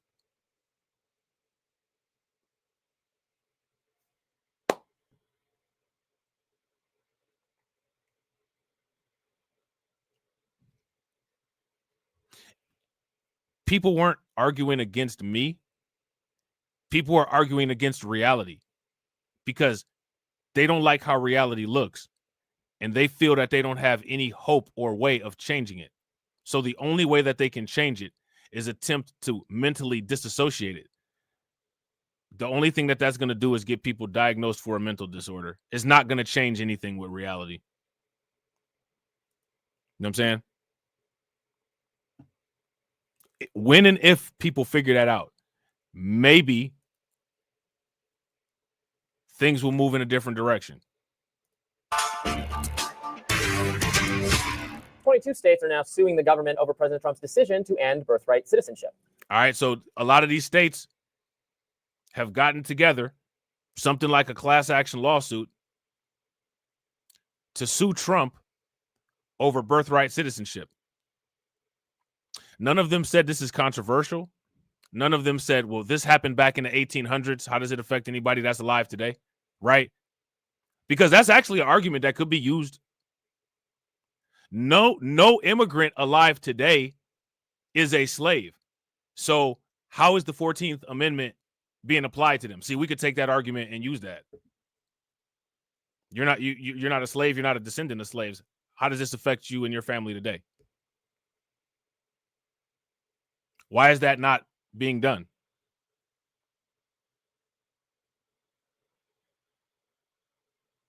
Look, shout out to Patrick. Patrick said, Rob, that was back when you was first talking about the monolith numbers. And I was like, nah, Rob. And then that piece came out with 6 blacks said they voting for Kamala. I was like, damn. Listen, man, I'm going to tell y'all something. What did they say about medicine back in the day? It tastes nasty, but it'll get you right. Hey, you know what I'm saying? Hey, you know what I'm saying? Hey, as well as most of the content on all of my channels has aged, you would think that the growth rate would be better. But it's not. And it's not, because we operate in an anti-reality space. People come to social media and people come to YouTube to get away from reality and to get gaslit, not to actually validate reality and take control of it. Very few people do. And you can, if you look at the right content, right? But most people don't.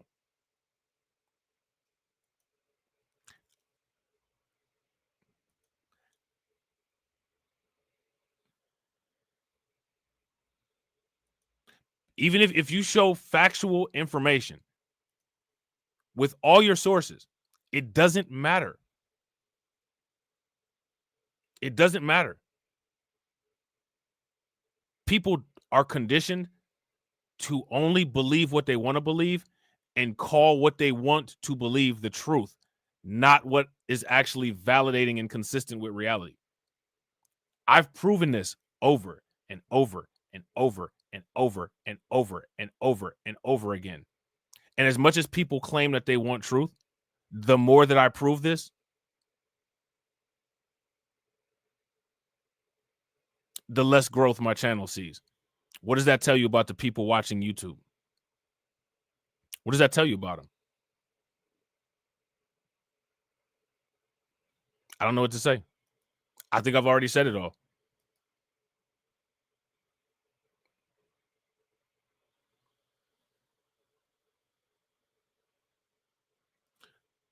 Shout out to James Sumler. James Sumler said, Rob, I believe yours and others' content is turning the old heads' opinion. Now, you know, this, I hate to say this, right? I hate to sound a certain kind of way. Me personally, right? I'm not trying to change any old heads' opinions. You know what I'm saying? I am under the belief that most people, not all, but most people who are of a certain age are not only not willing, but are not physiologically capable of changing their opinions or changing their ways. There's in psychology what's called crystallized intelligence, and there's what's called fluid intelligence. Younger people have fluid intelligence. Older people have crystallized intelligence. Only a small segment of special older people are capable of actually making sudden and drastic changes, a very small percentage. My content is geared towards younger people.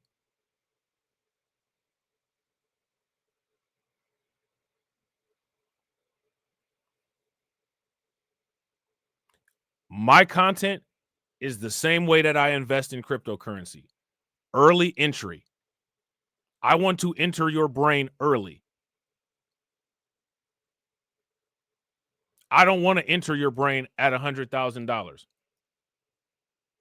I want to enter your brain under a penny.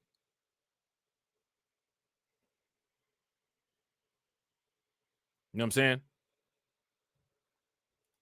Shout out to Brooklyn Queen. I think Brooklyn Queen just not what, let me see. Yeah. Yeah, shout out to Brooklyn. I think Brooklyn Queen just topped us off on the goal.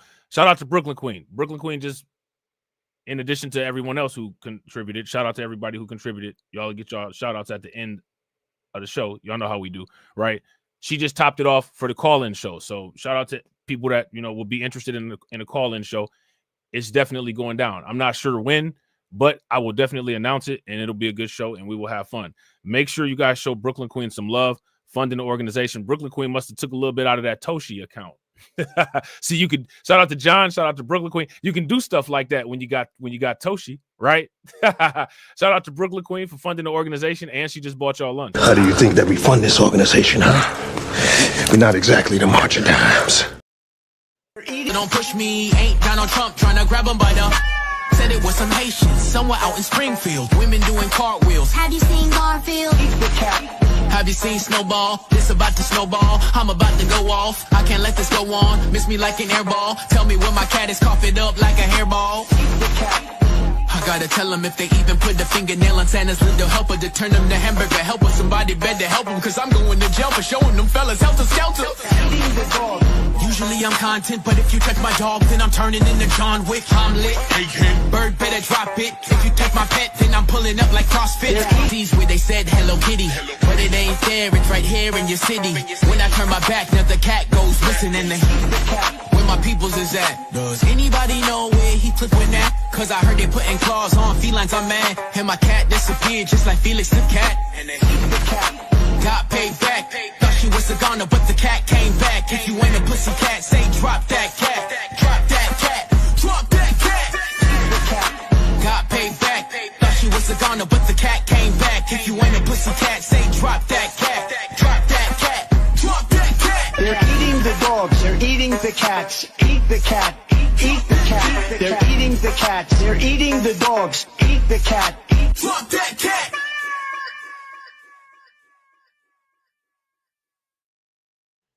Shout out to Brooklyn Queen. Definitely appreciate you, Brooklyn Queen. And facts, just a little bit of Toshi. You know what I'm saying? Just a little bit of Toshi get you a long way. You know what I'm saying? Just a little bit of Toshi. You know what I'm saying? If you had to put $10 on some Toshi, when I put $10 on some Toshi, you have $100 today. And then you could be just like Brooklyn Queen and help us hit that goal. You could be just like John Guillory and help us hit that goal. A little bit of Toshi. You know what I'm saying? Birthright citizenship is the idea that children born in America whose parents are undocumented immigrants automatically gain citizenship.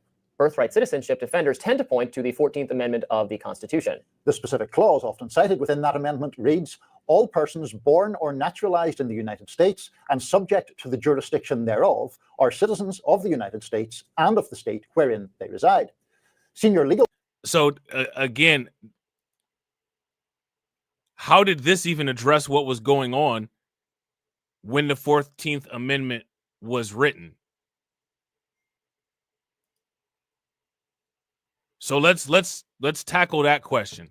How does this right here, 14th Amendment, Section 1, how did that address the issue that the 14th Amendment was written in response to, or allegedly written in response to? Let me know what you guys think. Shout out to everybody watching. I appreciate you guys. If you all haven't smashed the like button yet, please do me a favor. Take a moment, smash that like button. Also, if you guys haven't hit the bell, please take a moment, hit that bell, and also please share the stream to your social media. United States and of the state wherein they reside. Senior legal fellow at the Heritage Foundation, Amy Swearer, however, disagrees with the notion entirely. Swearer, in the abstract of her 75-page paper on the topic, writes, while it is indeed clear that the Constitution recognizes that citizenship is the birthright of certain U.S.-born individuals, both textual... What certain U.S.-born individuals is the 14th Amendment talking about? Facts. Shout out to James Sumler. James Sumler says descendants of slavery in America. Facts. When it comes to the 14th Amendment, who were the immigrants that were being discussed? The immigrants were the people who were denying the people that the 14th Amendment was talking about. They were denying them their citizenship. So if you ask me, the 14th Amendment is not even applied correctly or appropriately. Right? If you guys would agree, give me a thumbs up. If you guys would disagree, give me a thumbs down. Is it a fact that immigrants who were the majority of the American population at that time created a situation where this law had to be applied to people who were not immigrants? If this is true, give me a thumbs up. If this is not true, give me a thumbs down. So the question is, how does the 14th Amendment get applied to immigrants in the way that the 14th Amendment serviced the non-immigrants in that situation? How does that work? Here's another question. Why has that just, why has nobody ever questioned that?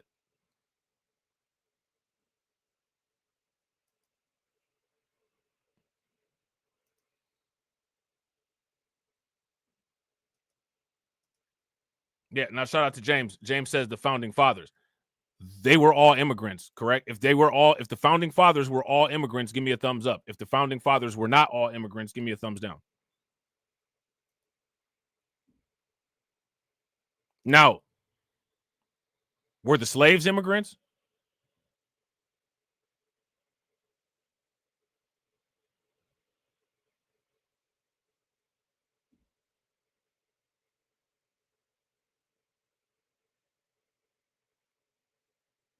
So when it comes to the 14th Amendment, how do we apply how the 14th Amendment addresses non-immigrants to immigrants when there were other immigrants involved in the creation of the 14th Amendment? How does that work exactly? Dualist and originalist analyses of the Citizenship Clause substantially undermine assertions that birthright citizenship must be applied universally to all persons born on U.S. soil, regardless of the immigration status of their parents. Joining us now. So if that's the case, right? If that's the case, the 14th Amendment allegedly wouldn't even apply to any slaves or descendants of slaves because none of us were immigrants if they take this route right here. Yeah, I gotta agree with Scotty. If you guys agree with Scotty, give me a thumbs up. If you guys disagree, give me a thumbs down. Scotty says technically no, they were hostages. I wouldn't disagree with that. Right? So again, this is why I say one of the reasons why this has been out of control is because people allowed this rolling narrative of what's going on with the 14th Amendment to fly for so long until now it's just completely out of control. It's completely out of control. So now if I were to have a platform to where I could introduce to people my interpretation of this, which if you ask me is highly logical, right? People will say that it's hate speech. But it's not hate speech. This is chronological review of law, right?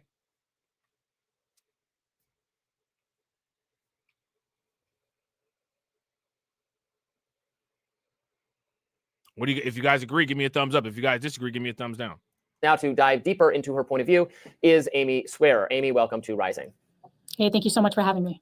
So why don't you elaborate on your argument? For years we've heard that it's pretty unambiguous that that even if you come to the country illegally, if you give birth here, your children are American citizens. Let me ask you guys this question: does the 14th Amendment even address people coming to the United States in the way that the people who the 14th Amendment was written to address came to the United States? It doesn't even have anything in there that addresses that.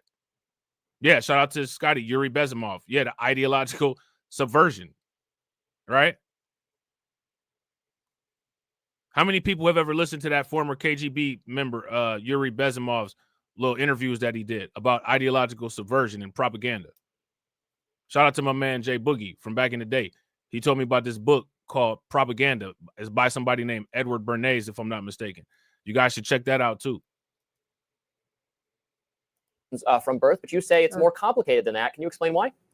Absolutely. So I'm fully aware that many Americans today, and in fact, probably most legal scholars, simply assume that we have what I'd refer to as universal birthright citizenship, that we follow sort of the old English common law that universally grants citizenship to anyone born in this country under any circumstances, except for maybe the children of like foreign ministers, foreign ambassadors, et cetera. But the reality is, when you look at the original public meaning of the 14th Amendment, when you look at what these words meant to the people who drafted and ratified that amendment to the Constitution, they were very clear. While they were trying, of course, to override the Dred Scott decision and make citizens of the newly freed slaves.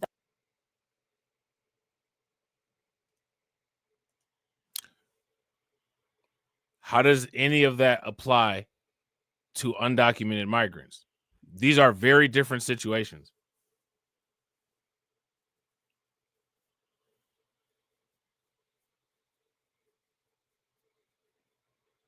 If you guys would agree these are very different situations, give me a thumbs up. If you guys would disagree, give me a thumbs down. Now, again, I got to ask this question. Why have people just allowed this to, not be nailed down into a specific frame of reference or a specific definition, specific legal terminology? When you don't tie up loose ends, things come apart, right? So what we're witnessing is things coming apart.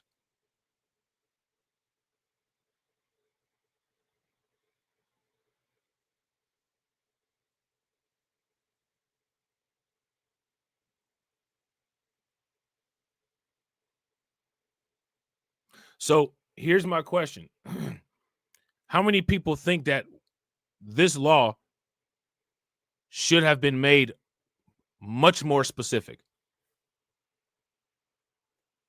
If you guys think that this should have been made much more specific, give me a thumbs up. If you don't think that it should have been made much more specific, then give me a thumbs down. That the Supreme Court in Dred Scott said they're not citizens, they can never be citizens, even though they owe their allegiance nowhere else. Congress was absolutely trying to make citizens of them and to eliminate permanent racial barriers to citizenship. But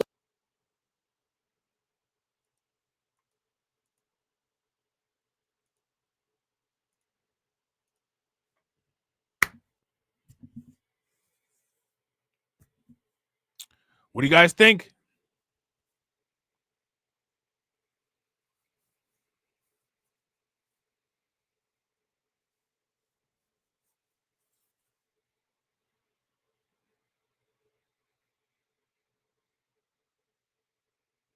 What do you guys think, ladies and gentlemen? Let me know what you guys think.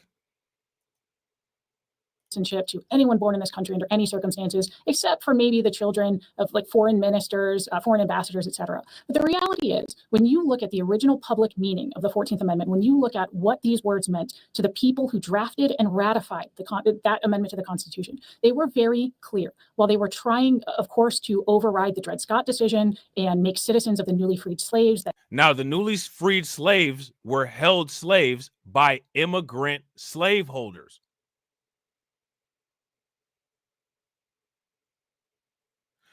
So again, how can the 14th Amendment even apply to any immigrant when the 14th Amendment gave a specific group of people citizenship rights, and it also put restrictions on what a specific group of people could do, which is immigrant American citizens, to people who didn't get their citizenship status in the same way?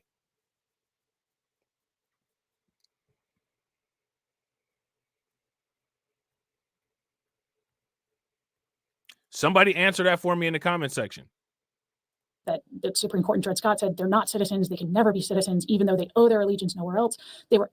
Congress was absolutely trying to make citizens of them and to eliminate permanent racial barriers to citizenship. But they were also explicitly trying to exclude certain classes of people, not based on race, but based on their lack of total, complete political allegiance to the United States that didn't put them in anywhere near similar footing to those newly freed slaves who owe their allegiance nowhere else.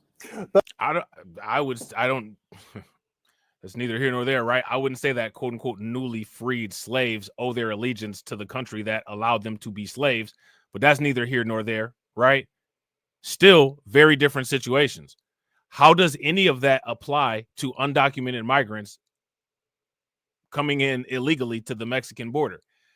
Now, it would be arguable, right, that the people that the 14th Amendment was written for came to the United States via illegal actions by criminal migrant United States citizens. So yeah, there was some illegal entry, but that illegal entry was driven and done by criminal migrant slaveholders. If you guys would agree, give me a thumbs up. If you guys would disagree, give me a thumbs down. So now, again, right, the Democrats are applying these things to protection of quote unquote criminal migrants. When it comes to the 14th Amendment, the people who the 14th Amendment was written for were not the criminal migrants in the equation. If you guys would agree, give me a thumbs up. If you guys would disagree, give me a thumbs down. But Amy, I want to get on to another case on the legal point of this, and I know you're aware of it because you allude to it in one of the pieces that I read, which you wrote. an 1898 Supreme Court case, which I'm sure our audience will be delighted to plunge into. But it's the US versus Wong Kim Ark. And to explain that briefly, this is about a 21-year-old person who had been born in San Francisco to Chinese immigrant parents. And his parents at the time, by virtue of being... Let me ask you guys this question. How many quote-unquote descendants of slaves were born to quote-unquote immigrant parents? These situations are not the same in any way, and I don't understand how one legal application makes sense for the other. Now, I'm not a lawyer. I don't have a Juris Doctorate. I don't have a list at all of any type of case law or practice or court time or anything. I'm just looking at this from a basis of common sense and logic, right? So I don't want to give this, like I'm some type of legal expert, right? I think that I'm just asking questions that should be addressed. And I think that these are very common sense questions. I don't think that anything that I'm saying is radical. I don't think that anything that I'm saying is, extreme, right? I think that this is very basic. My question is, why has this never been brought up?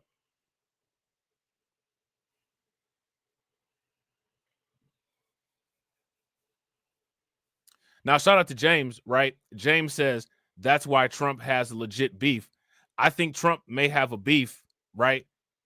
And he might have a beef, and there's nothing wrong with him having a beef. He has an issue with, immigration and the way that things are going for his reasons, right? But I don't think what I'm talking about is Trump's beef to have. You know what I'm saying? If you guys would agree, what I'm talking about, I don't think that that's Trump's beef to have. If you guys agree, give me a thumbs up. If you guys disagree, give me a thumbs down. Now, I'm not saying that Trump doesn't have his reasons, right? And I'm not saying that his reasons are not valid. And I'm not saying that every reason that he has is valid. But what I'm talking about in particular, this right here, I don't think that I don't think that this is Trump's beef to have. You know what I'm saying? Yeah. And again, I wouldn't disagree with Scotty. If you repeat a lie enough times, it'll become accepted as the truth. Yeah. Gaslighting 101, right? Post-truth politics. I talk about post-truth politics all the time. Believe it or not, post-truth politics is yet to become a popularized term, despite the fact that it was voted the word of the year by Oxford in 2016. If you ask me, it's very relevant. So again, I keep asking this question. Why was this not defined, nailed down, and hammered down?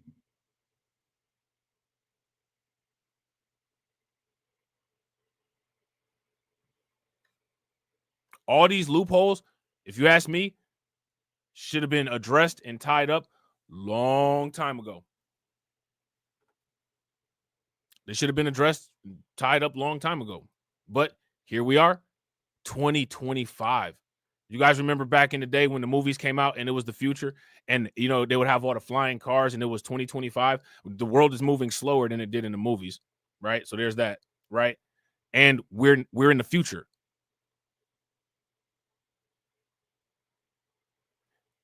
And the past is haunting people.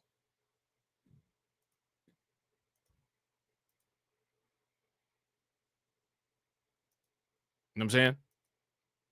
We're in the future and the past is haunting people. Now, let me ask this question. Why is the past haunting the people of the present and the future?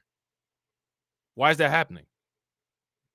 Chinese, there were a lot of restrictionist laws and they could not become citizens. He left the country and was not allowed back in because they said he wasn't a citizen.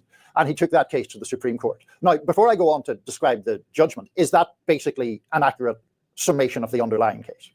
Yeah, that is exactly what happened to Wong Kim Ark, yes. So then, when it comes to the Supreme Court, they rule in his favor by a 6-2 majority.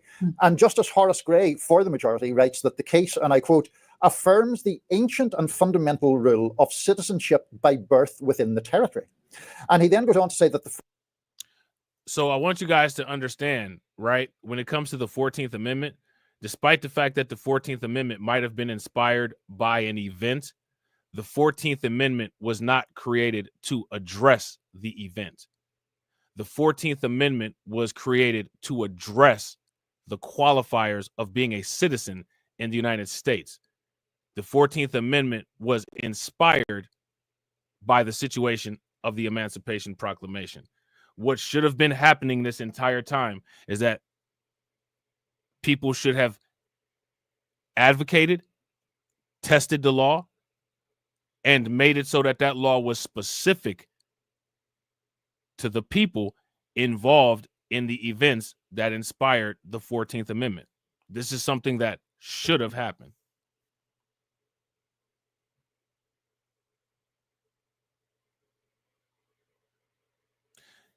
If that had have happened, it would be difficult for them to use this for what they're using it for right now. But when you say stuff, your live numbers drop. And then when stuff like this happens, people say, we had no idea. Well, ideas are the first step to a solution, right? So me personally, if I wanted to do a step one change to deal with that type of thing, I would make sure that I'm in an environment where ideas are plentiful. Because the more ideas there are, the higher the likelihood a solution or multiple solutions will be developed. If you're in a low idea environment, it's a lower likelihood that solutions will be developed and implemented. Product of environment. 14th Amendment is declaratory in form and enabling and extending in effect. So, I mean, that seems pretty clear to me. You obviously don't think that that applies in this case, but the language seems fairly clear. So what is your argument to counter that? So if that were the only language in that opinion, I'd probably agree with you. But the reality is that opinion doesn't actually follow in its own practice what the common law analysis would have been. What's good So with at common law, that analysis from that court would have been very simple. It would have been Juan K. Mark was born here. He is not the child of an ambassador or any sort of legally accredited foreign national.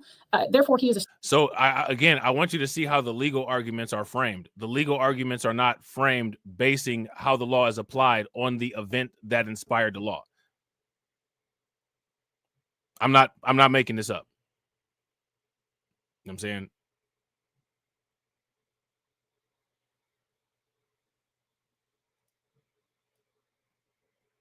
I'm not making this up. You guys are literally watching this and watching these people have this debate.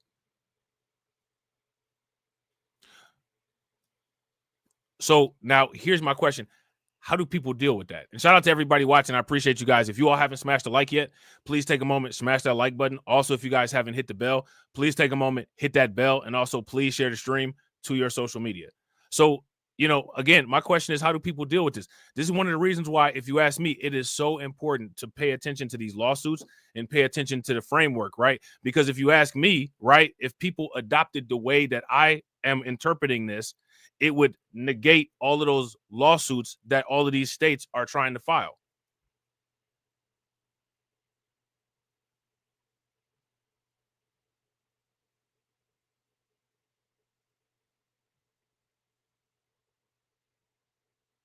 If you guys would agree, give me a thumbs up. If you guys would disagree, give me a thumbs down. Citizen. Instead, the court very narrowly holds and repeatedly emphasizes the lawful permanent residency of Juan Kim Ark's parents. That is irrelevant to anything under the Old English common law. So now, okay, so again, in the events that inspired the 14th Amendment, what is the lawful residential home of quote unquote slaves? So how do you even bridge those things over, right? Somebody help me out with an answer to that question. As the 14th Amendment applies to the event that inspired it, what is the lawful residential birthplace or home of a slave? Not of an immigrant, of a slave.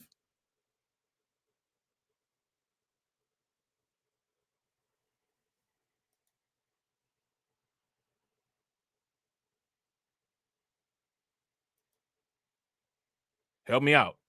here. He is not the child of an ambassador or any sort of legally accredited foreign national. Therefore, he is a citizen. Instead, the court very narrowly holds and repeatedly emphasizes the lawful permanent residency of Wong Kim Ark's parents. That is irrelevant to anything under. So if you are a son or a daughter of a slave when the 14th Amendment was written, what is your lawful legal residency? Did you have one?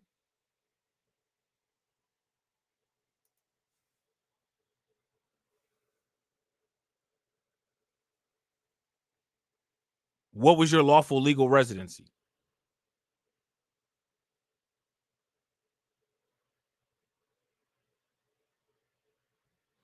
And did you come to that lawful legal residency legally?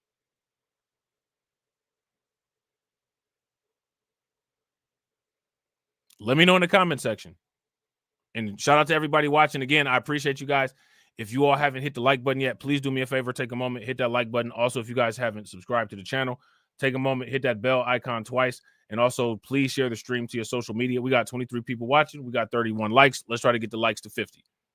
The Old English common law. And so actually my thesis within the article that you mentioned is that what the court is doing is sort of recognizing an Americanized version of that common law. And I think to that extent, that limited holding that the US born children of permanently domiciled, lawfully present aliens, what we today consider lawful permanent residents, that they are US citizens, I think that's perfectly consistent with, one, what the original public meaning of the 14th Amendment was, but also with this idea, this Americanized. So that, again, that's what the meaning of the 14th Amendment was. Now, here's my question.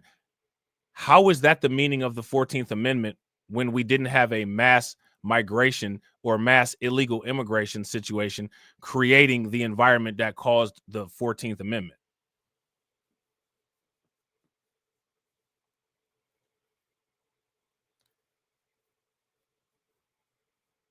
These are questions that I need people to answer, okay? Surely people have answers to this, right? So let's hear them. With, one, what the original public meaning of the 14th Amendment was, but and now also, right, if people don't have articulate answers for this, or if people don't have a discernible way to deliver this type of information, people cannot get upset that the information has not been delivered or presented.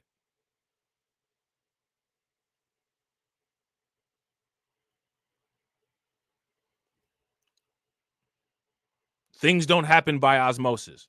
Maybe, in your body on a chemical level, molecular level, right? Maybe, in the universe, quantum, small particles, large objects moving at light speed. But aside from that, to all the people that like technicalities, these kind of things here don't happen by osmosis. Also with this idea of this Americanized jus soli, this Americanized birthright citizenship, which is not nearly as broad as the Old English common law. And you see this even in a Yale Law Review article from that same year commenting on this case, where it recognizes that unlike the Old English common law, where even being a temporary sojourner was enough for the child of that person to be considered a citizen of that nation, the American common law doesn't allow for that. That permanent domicile, permanent residency is what makes that U.S.-born child a citizen. The American situation was also different than the common law situation in England, because in England, they didn't have chattel slavery like they had in the United States, which is what the 14th Amendment allegedly was inspired by, right? So the situations were different, which is why the law is different. If you guys would agree, give me a thumbs up. If you guys would disagree, give me a thumbs down. So now here's my question. Why is the Heritage Fund, or I'm sorry, why is the Heritage Foundation articulating this?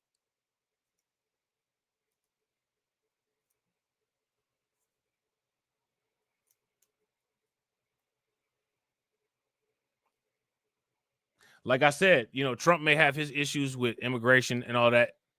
I get it, right? But if you ask me, this particular part of this right here, It's not really his issue to have. So my question is, when are the people that should have this issue with this particular element right here going to actually do something about it? Because the reason why it's where it is right now is because nothing has been done about it. And now it's just all over the place. It's public. As you can see, it's been made public property. How many people would agree the 14th Amendment is now open source? Which is hilarious, right? Because the Democrats, for the most part, are against open source stuff. But they, for the most part, have open sourced the 14th Amendment and other things. Right? So if something has become open sourced, what does that mean? Open source can be good in some situations, right? OBS, the streaming software, is open source. It's good. People contribute to it and make it better. Oh my God, get ready. About 10 people are about to leave the chat. So hit the like button now so we can bring 10 people in here. Bitcoin is open source. People can make it better. Open source isn't the ideal situation for everything. Open source is a good situation when there's a dedicated community of people who have a vested interest in improving the function of the item that's open source.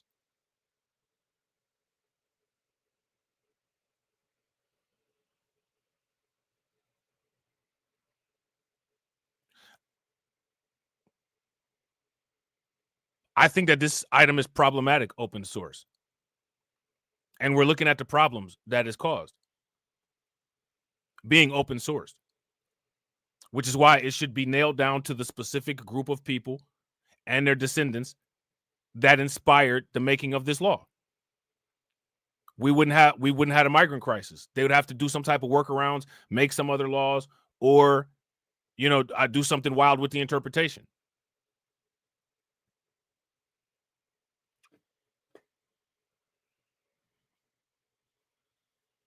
Right?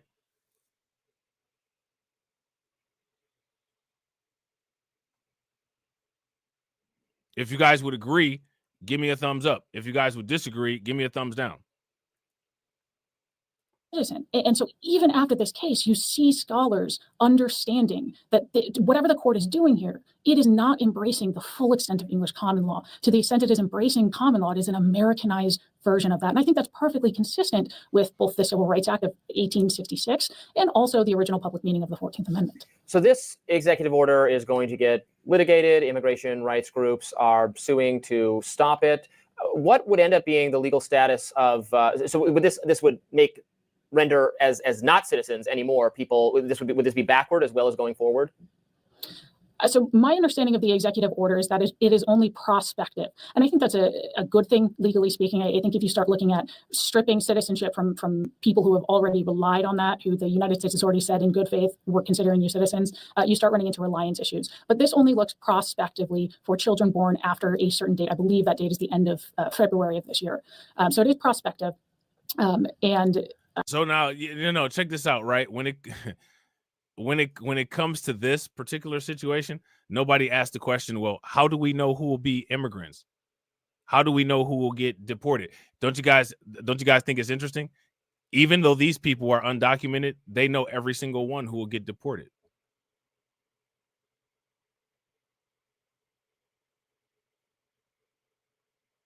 They know every single one, even though they're undocumented. There's no documents substantiating any of these people's these are effectively ghost people, right?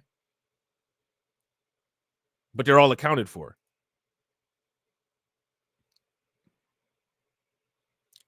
Just food for thought. The legal status would be after that the U.S. would not consider those children to be U.S. citizens. That said, almost never would that leave a child stateless. I know that this is an argument that has been put forward by critics of this executive order, but the reality is that almost always you are going to have that child either automatically qualify for or have automatically bestowed on them the citizenship of the nation of origin of their parents. In fact, I've not seen yet presented a single instance in which that wouldn't be the case, where you could, by some technicality of law and the fact of birth on U.S. soil, have an individual who just acquires citizenship nowhere if we don't consider them U.S. citizens. So I'm not sure that criticism is actually something that could even plausibly come to fruition. So I thought that was pretty interesting, right? I thought that was pretty interesting. Now, my question is, what do you guys think about that? What do you guys think about that? I want to see if you guys have a similar opinion to what the mayor of Newark has. All right. How many people have heard about what the mayor of Newark has had to say about all of this stuff? If you guys have heard what the mayor of Newark has had to say about all of this stuff, give me a thumbs up. If you guys have not heard what the mayor of Newark has had to say about all of this stuff, then give me a thumbs down. We're going to take a listen. All right. And I want you guys to let me know what you think about it. With the moments that one man was taken into custody during an ICE raid in Newark yesterday and the new video showing it happen. 3 people were taken into custody in the raid inside a seafood market, and when officials say they were unable to provide documentation proving that they had legal status. Now, why wasn't the employer arrested and the seafood market shut down? How many people think that the employer, the owner of that seafood market, should have been arrested and the market should have been shut down? If you ask me, that should have happened. Because one thing that people don't like to talk about is that there are American people who are exploiting this illegal migrant situation, providing incentives for this to keep happening. You know what I'm saying? If you ask me, it's the same way that if you get caught buying stolen property, you get in trouble just like the thief did. If you get caught utilizing illegal workforce or illegal employees, you're not liable for any type of consequence or any type of fine or any type of reprimand or anything. To me, people can keep doing it like that, but if they keep doing it like that, you're giving incentivization for people to continue to keep doing it. Begin with the moments that one man was taken into custody during an ICE raid in Newark yesterday and the new video showing it happen. 3 people were taken into custody in the raid inside a seafood market, and when officials say they were unable to provide documentation proving that they had legal status. Today, Newark Mayor Ross Baraka is firing back at the Trump administration. Eyewitness News reporter Phil Tate is live in Newark with the latest. Phil.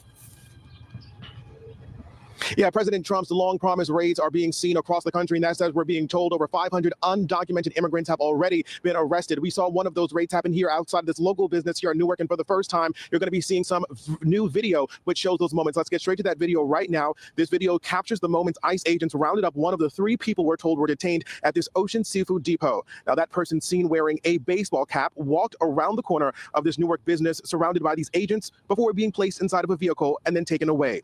Now, we had spoken with the owner of the business who says he was caught off guard as federal agents asked for documentation for 3 workers. He was caught off guard and he was caught. Is it legal to have people like this working for your business?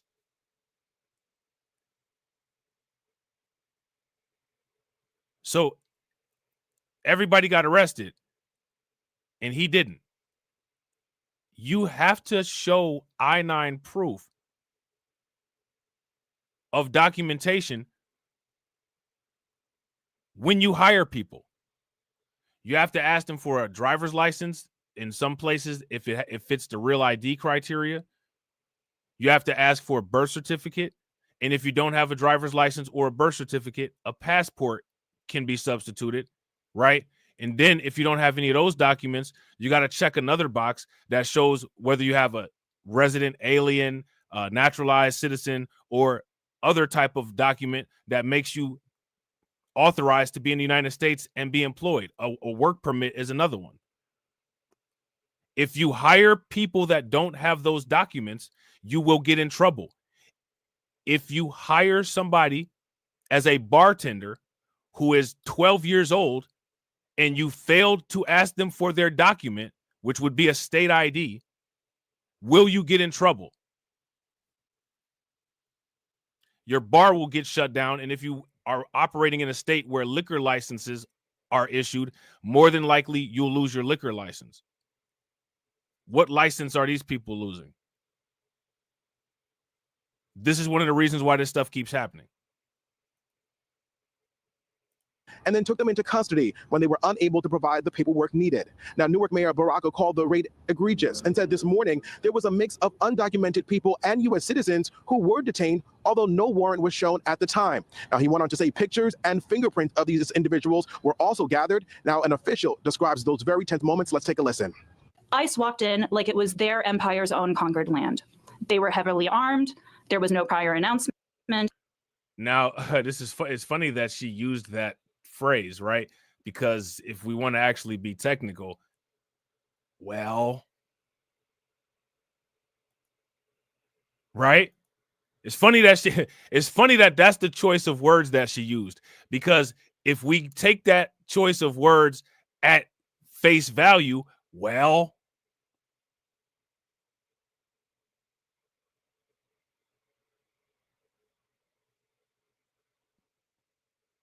right?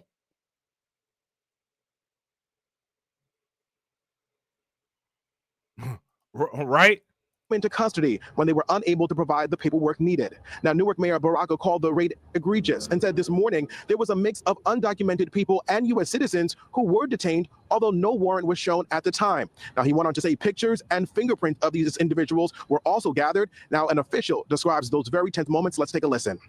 ICE walked in like it was their empire's own conquered land. Well,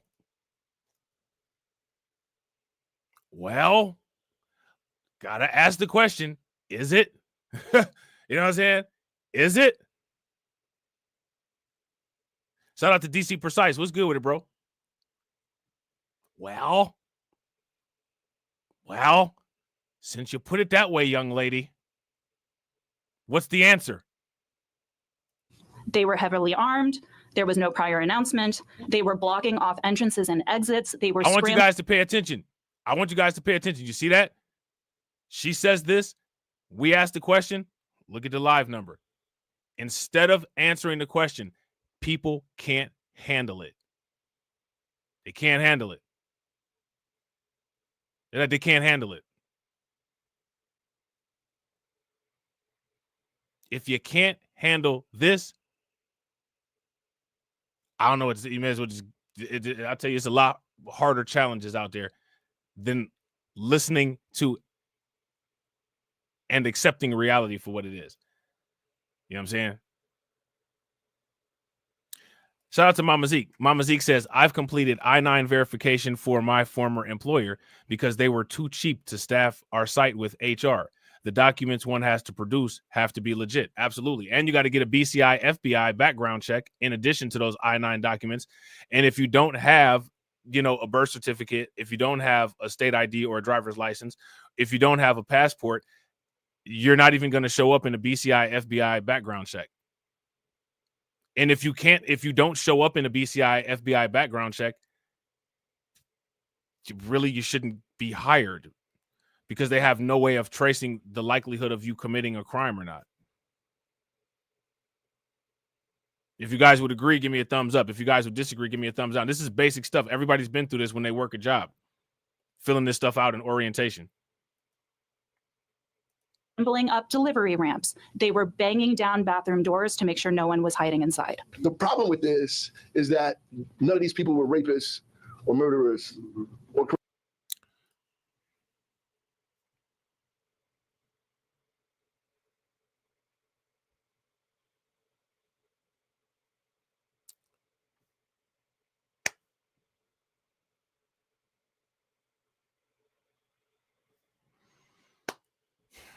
I mean, look. criminals. The problem with it is that ICE went in there without a warrant. And we can disagree on politics. You can disagree with me about the role immigrants play in the economy of our community. You can disagree with me about the fact that most immigrants are not criminals. In fact, they are victims of violence in cities. We can disagree about whether you. Now he said. Now that's interesting, right? Because let's actually unpack that particular situation there. He says that immigrants can be victims of violence in cities, which this is true, right? Most people can be victims of violence in the cities or places that they reside in, right? But when it comes to immigrants in particular, right? When it comes to immigrants in particular, who is the highest likely group of people to commit crimes against immigrants and migrants? We've seen the reports over and over.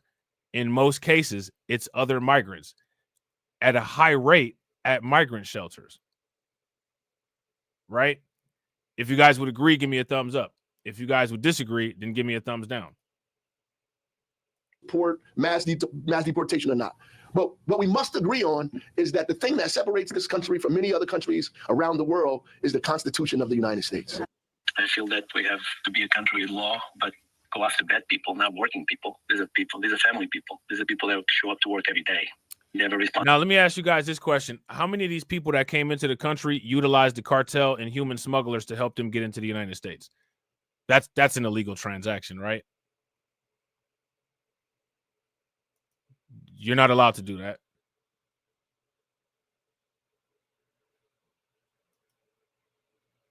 Right? If you guys would agree, give me a thumbs up. If you guys would disagree, give me a thumbs down. They don't talk about that. But we've got massive amounts of videos, massive amounts of live streams on this channel where we specifically talk about the deals that have been made and the transactions that have been made as far as many people who are quote unquote undocumented crossing the southern or northern border using quote unquote cartel, using quote unquote smugglers, using quote unquote coyotes. These are all criminal transactions.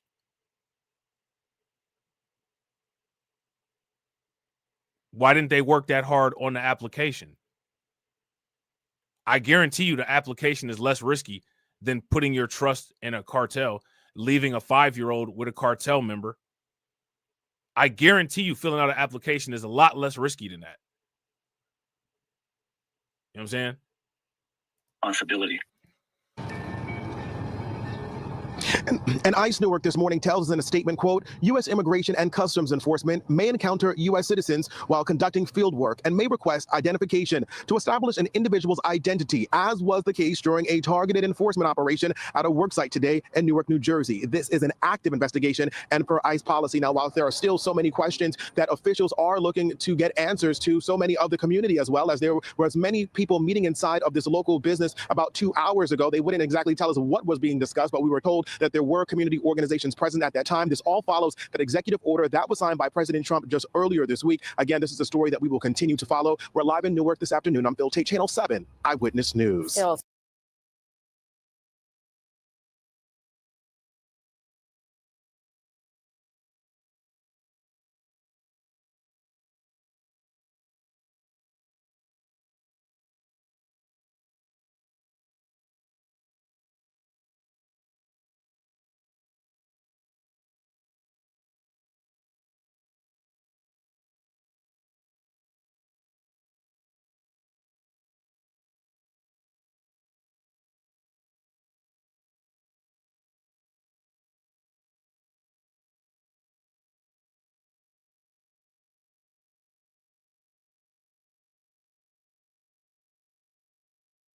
Thank you so much. ICE says it has already made 538 arrests and detained 373 undocumented immigrants in sanctuary cities across the country. Here in New York, an alleged MS-13 gang member from El Salvador and a Jamaican citizen facing child pornography charges were both detained. The targets so far have been undocumented immigrants with outstanding crimes. I would have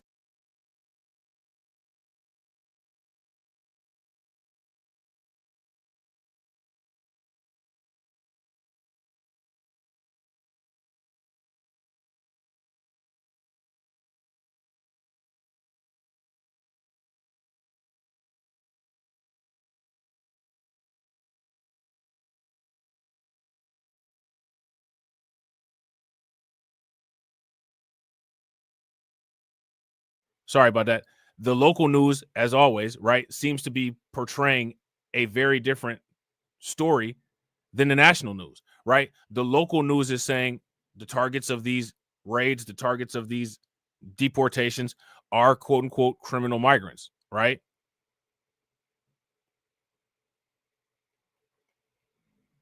The mainstream media, the national news, is not saying that. Why is there a difference? This afternoon on Bill Tate, Channel 7, Eyewitness News. Phil, thank you so much. ICE says it has already made 538 arrests and detained 373 undocumented immigrants in sanctuary cities across the country. Here in New York, an alleged MS-13 gang member from El Salvador and a Jamaican citizen facing child pornography charges were both detained. The targets so far have been undocumented immigrants with outstanding crimes. I would have liked to have seen a more succinct plan preemptively from the administration to prepare for this situation. I mean, I would say that the plan, it must have been pretty elaborate. It seems that they are hitting their objectives. Right? According to the local news, they're not really going after non-criminal migrants. They're going after criminal migrants. Let me ask you guys this question. What is it that this lady wants? What is her expectation? Again, we got to ask the question, who's holding the crowbar?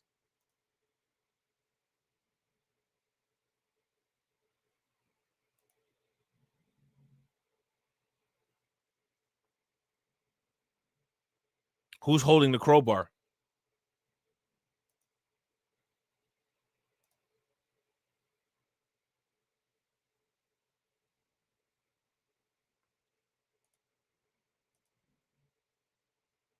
In this particular situation right here, who's holding the crowbar? A statement from the mayor's office reads in part, just last week, City Hall gathered several high-ranking members of our administration for a private meeting with the speaker and other council members where we discussed in detail the months of scenario planning that we had prepared in response to new procedures at the federal level. All right, so there's that. Who's holding the crowbar, ladies and gentlemen?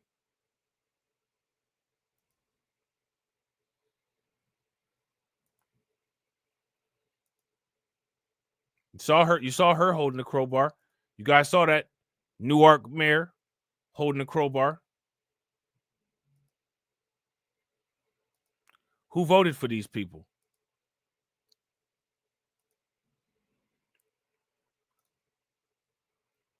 Who voted for these people, ladies and gentlemen?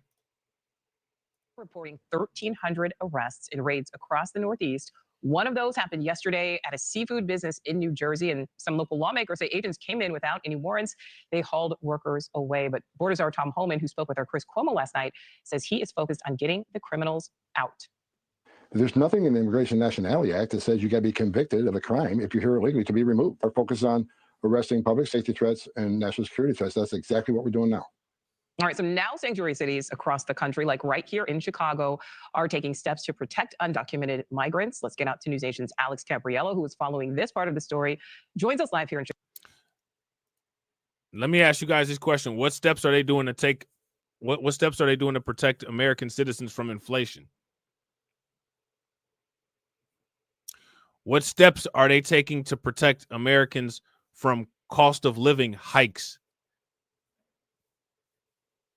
that we'll be talking about very soon all over the place?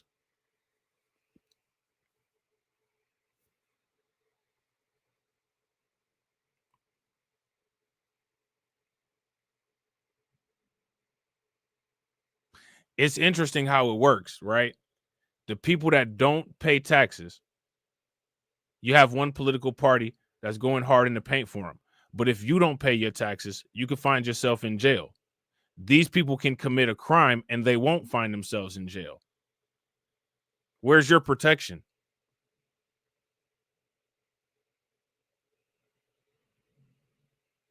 Do people even know that they're exposed in this way? I don't even think that the majority of people even understands or realizes that they're exposed in this way. But I'm asking, right? Now that it's something that you can consider, where's your protection?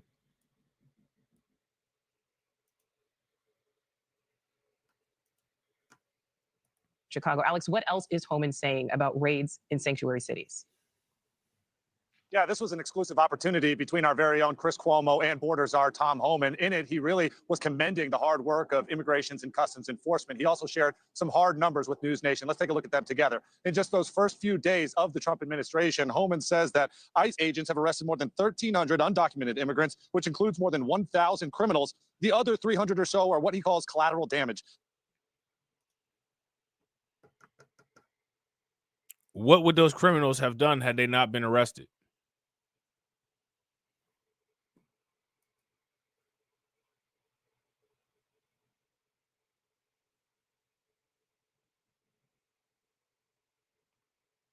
What would those criminals have done had they not been arrested, ladies and gentlemen?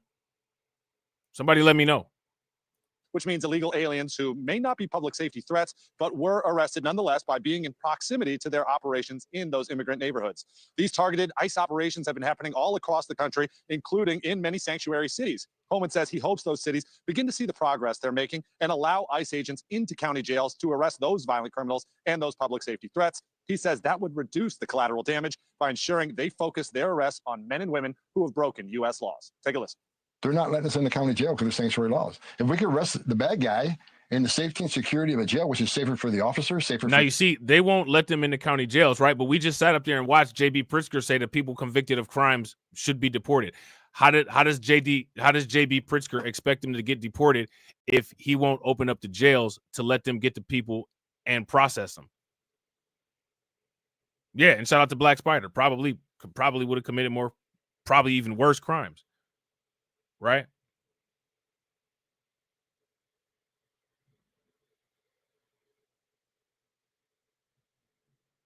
Yeah, and I wouldn't disagree with Brody. Shout out to Brody.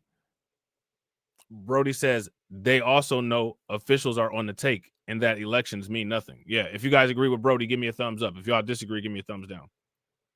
Begin to see the progress they're making and allow ICE agents into county jails to arrest those violent criminals and those public safety threats. He says that would reduce the collateral damage by ensuring they focus. So now I actually want to dive into this a little bit more, right? Because shout out to Brody, right? If this is true and people know this, then that means that most people know that it's their own task to deal with these issues internally, and that the government, quote unquote, elected officials, right, bought and paid for politics, cannot be relied on for this. So this is even more evidence that people know that they have to get stuff done themselves. So with self-custody of the situation and people knowing that and still allowing things to just get completely out of control, how do people change that going forward? How do people fix that going forward? Focus their arrests on men and women who have broken U.S. laws. Take a listen. They're not letting us in the county jail because of sanctuary laws. If we could arrest the bad guy in the safety and security of a jail, which is safer for the officer, safer for the alien, safer for the community, then there'd be a lot less of those type, like you just said, low-level offenders, be a lot less of them arrested. But when you force us in the community, we're going to find that guy sooner or later. Here in Chicago, which of course is considered a sanctuary city, we have not seen those same types of mass deportations. That's not to say that they haven't happened in Illinois, but we just haven't seen them play out in that large scale. At the very same time, the mayor, Brandon Johnson, as well as the governor of Illinois, JB Pritzker, continue to say that they are going to reinforce that sanctuary city status. JB Pritzker and, Brandon Johnson are declaring that they're going to continue with the sanctuary city status, even though that is something that is in clear opposition of the interest of their voters. Clear opposition of the interest of their voters. They're gonna do it anyway. They're gonna do it anyway. Who votes for people like that?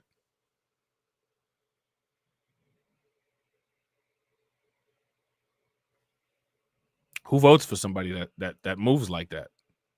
Whatever they can to protect undocumented immigrant families and their children. At the same time, over the past few days, we have heard Governor Pritzker say he's okay with the fact of illegal aliens who are committing those violent crimes being the first ones to be deported. Yeah, there's so much anticipation kind of what could potentially happen. Alex, let's go back to that raid in New Jersey that we mentioned at the top. It's making headlines, but it's also drawing some criticism.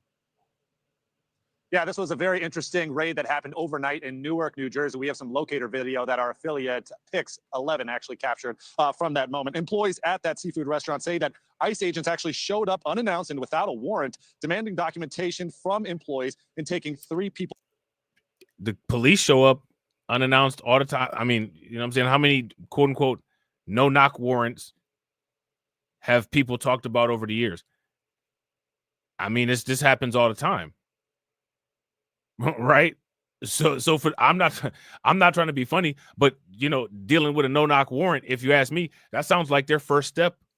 Welcome to America, right? If you guys would agree, give me a thumbs up. If you guys would disagree, give me a thumbs down. I mean, you're here now. You know what I'm saying? You don't get to come to America, get all the good stuff, and not get the bad stuff. You know what I'm saying? It is what it is. Into custody. ICE agents say they were performing a targeted enforcement operation. But the mayor of Newark says one of the men detained is an American citizen and also a war veteran. That outraged mayor writes, quote, one of the detainees is a U.S. military veteran who suffered the indignity of having the legitimacy of his military documentation questioned. Newark will not stand by idly while people are being unlawfully terrorized. We also heard from several New Jersey, United States senators. That includes. Well, it's good to know that if you get caught up in an undocumented, you know, sweep or undocumented raid, if you have accusations against you, it now is, you know, just an outrage. Because people get detained and asked questions all the time unrelated to, you know, citizenship or being documented, and it's just not it's not a national outrage. You know what I'm saying? Cory Booker, who really condemned this ICE operation, saying that if this is the way that mass deportations are going to be happening, we have to see a little bit more legitimacy with them. They do not want ICE to be out there sowing fear. This is the major concern for Democrats in the United States at this moment. Nicole. All right, Alex Capriello live for us here in Chicago. Thank you. All right, thanks. Yeah, so as you guys can see, you heard what he said, right? You heard who he mentioned. He said Cory Booker was jumping out the window for that. So, you know, Cory Booker, Van Weasel, you know what I'm saying? Chronicles of Shittick, you know what I'm saying? Shout out to everybody that came through, man. I appreciate you guys. Make sure you guys are subscribed to the channel, hit the bell, share the stream to your social media, show some love to the stream sponsors, because as you guys know, without them, there's no streams. Shout out to my man, John Guillory. Make sure y'all show John Guillory some love. Shout out to Hurricane IQ. Make sure y'all show Hurricane IQ some love. Shout out to Patrick Tyler. Make sure y'all show Patrick Tyler some love. Shout out to Brooklyn Queen for rounding it out and helping us meet the goal. All right. Shout out to Brooklyn Queen. All right.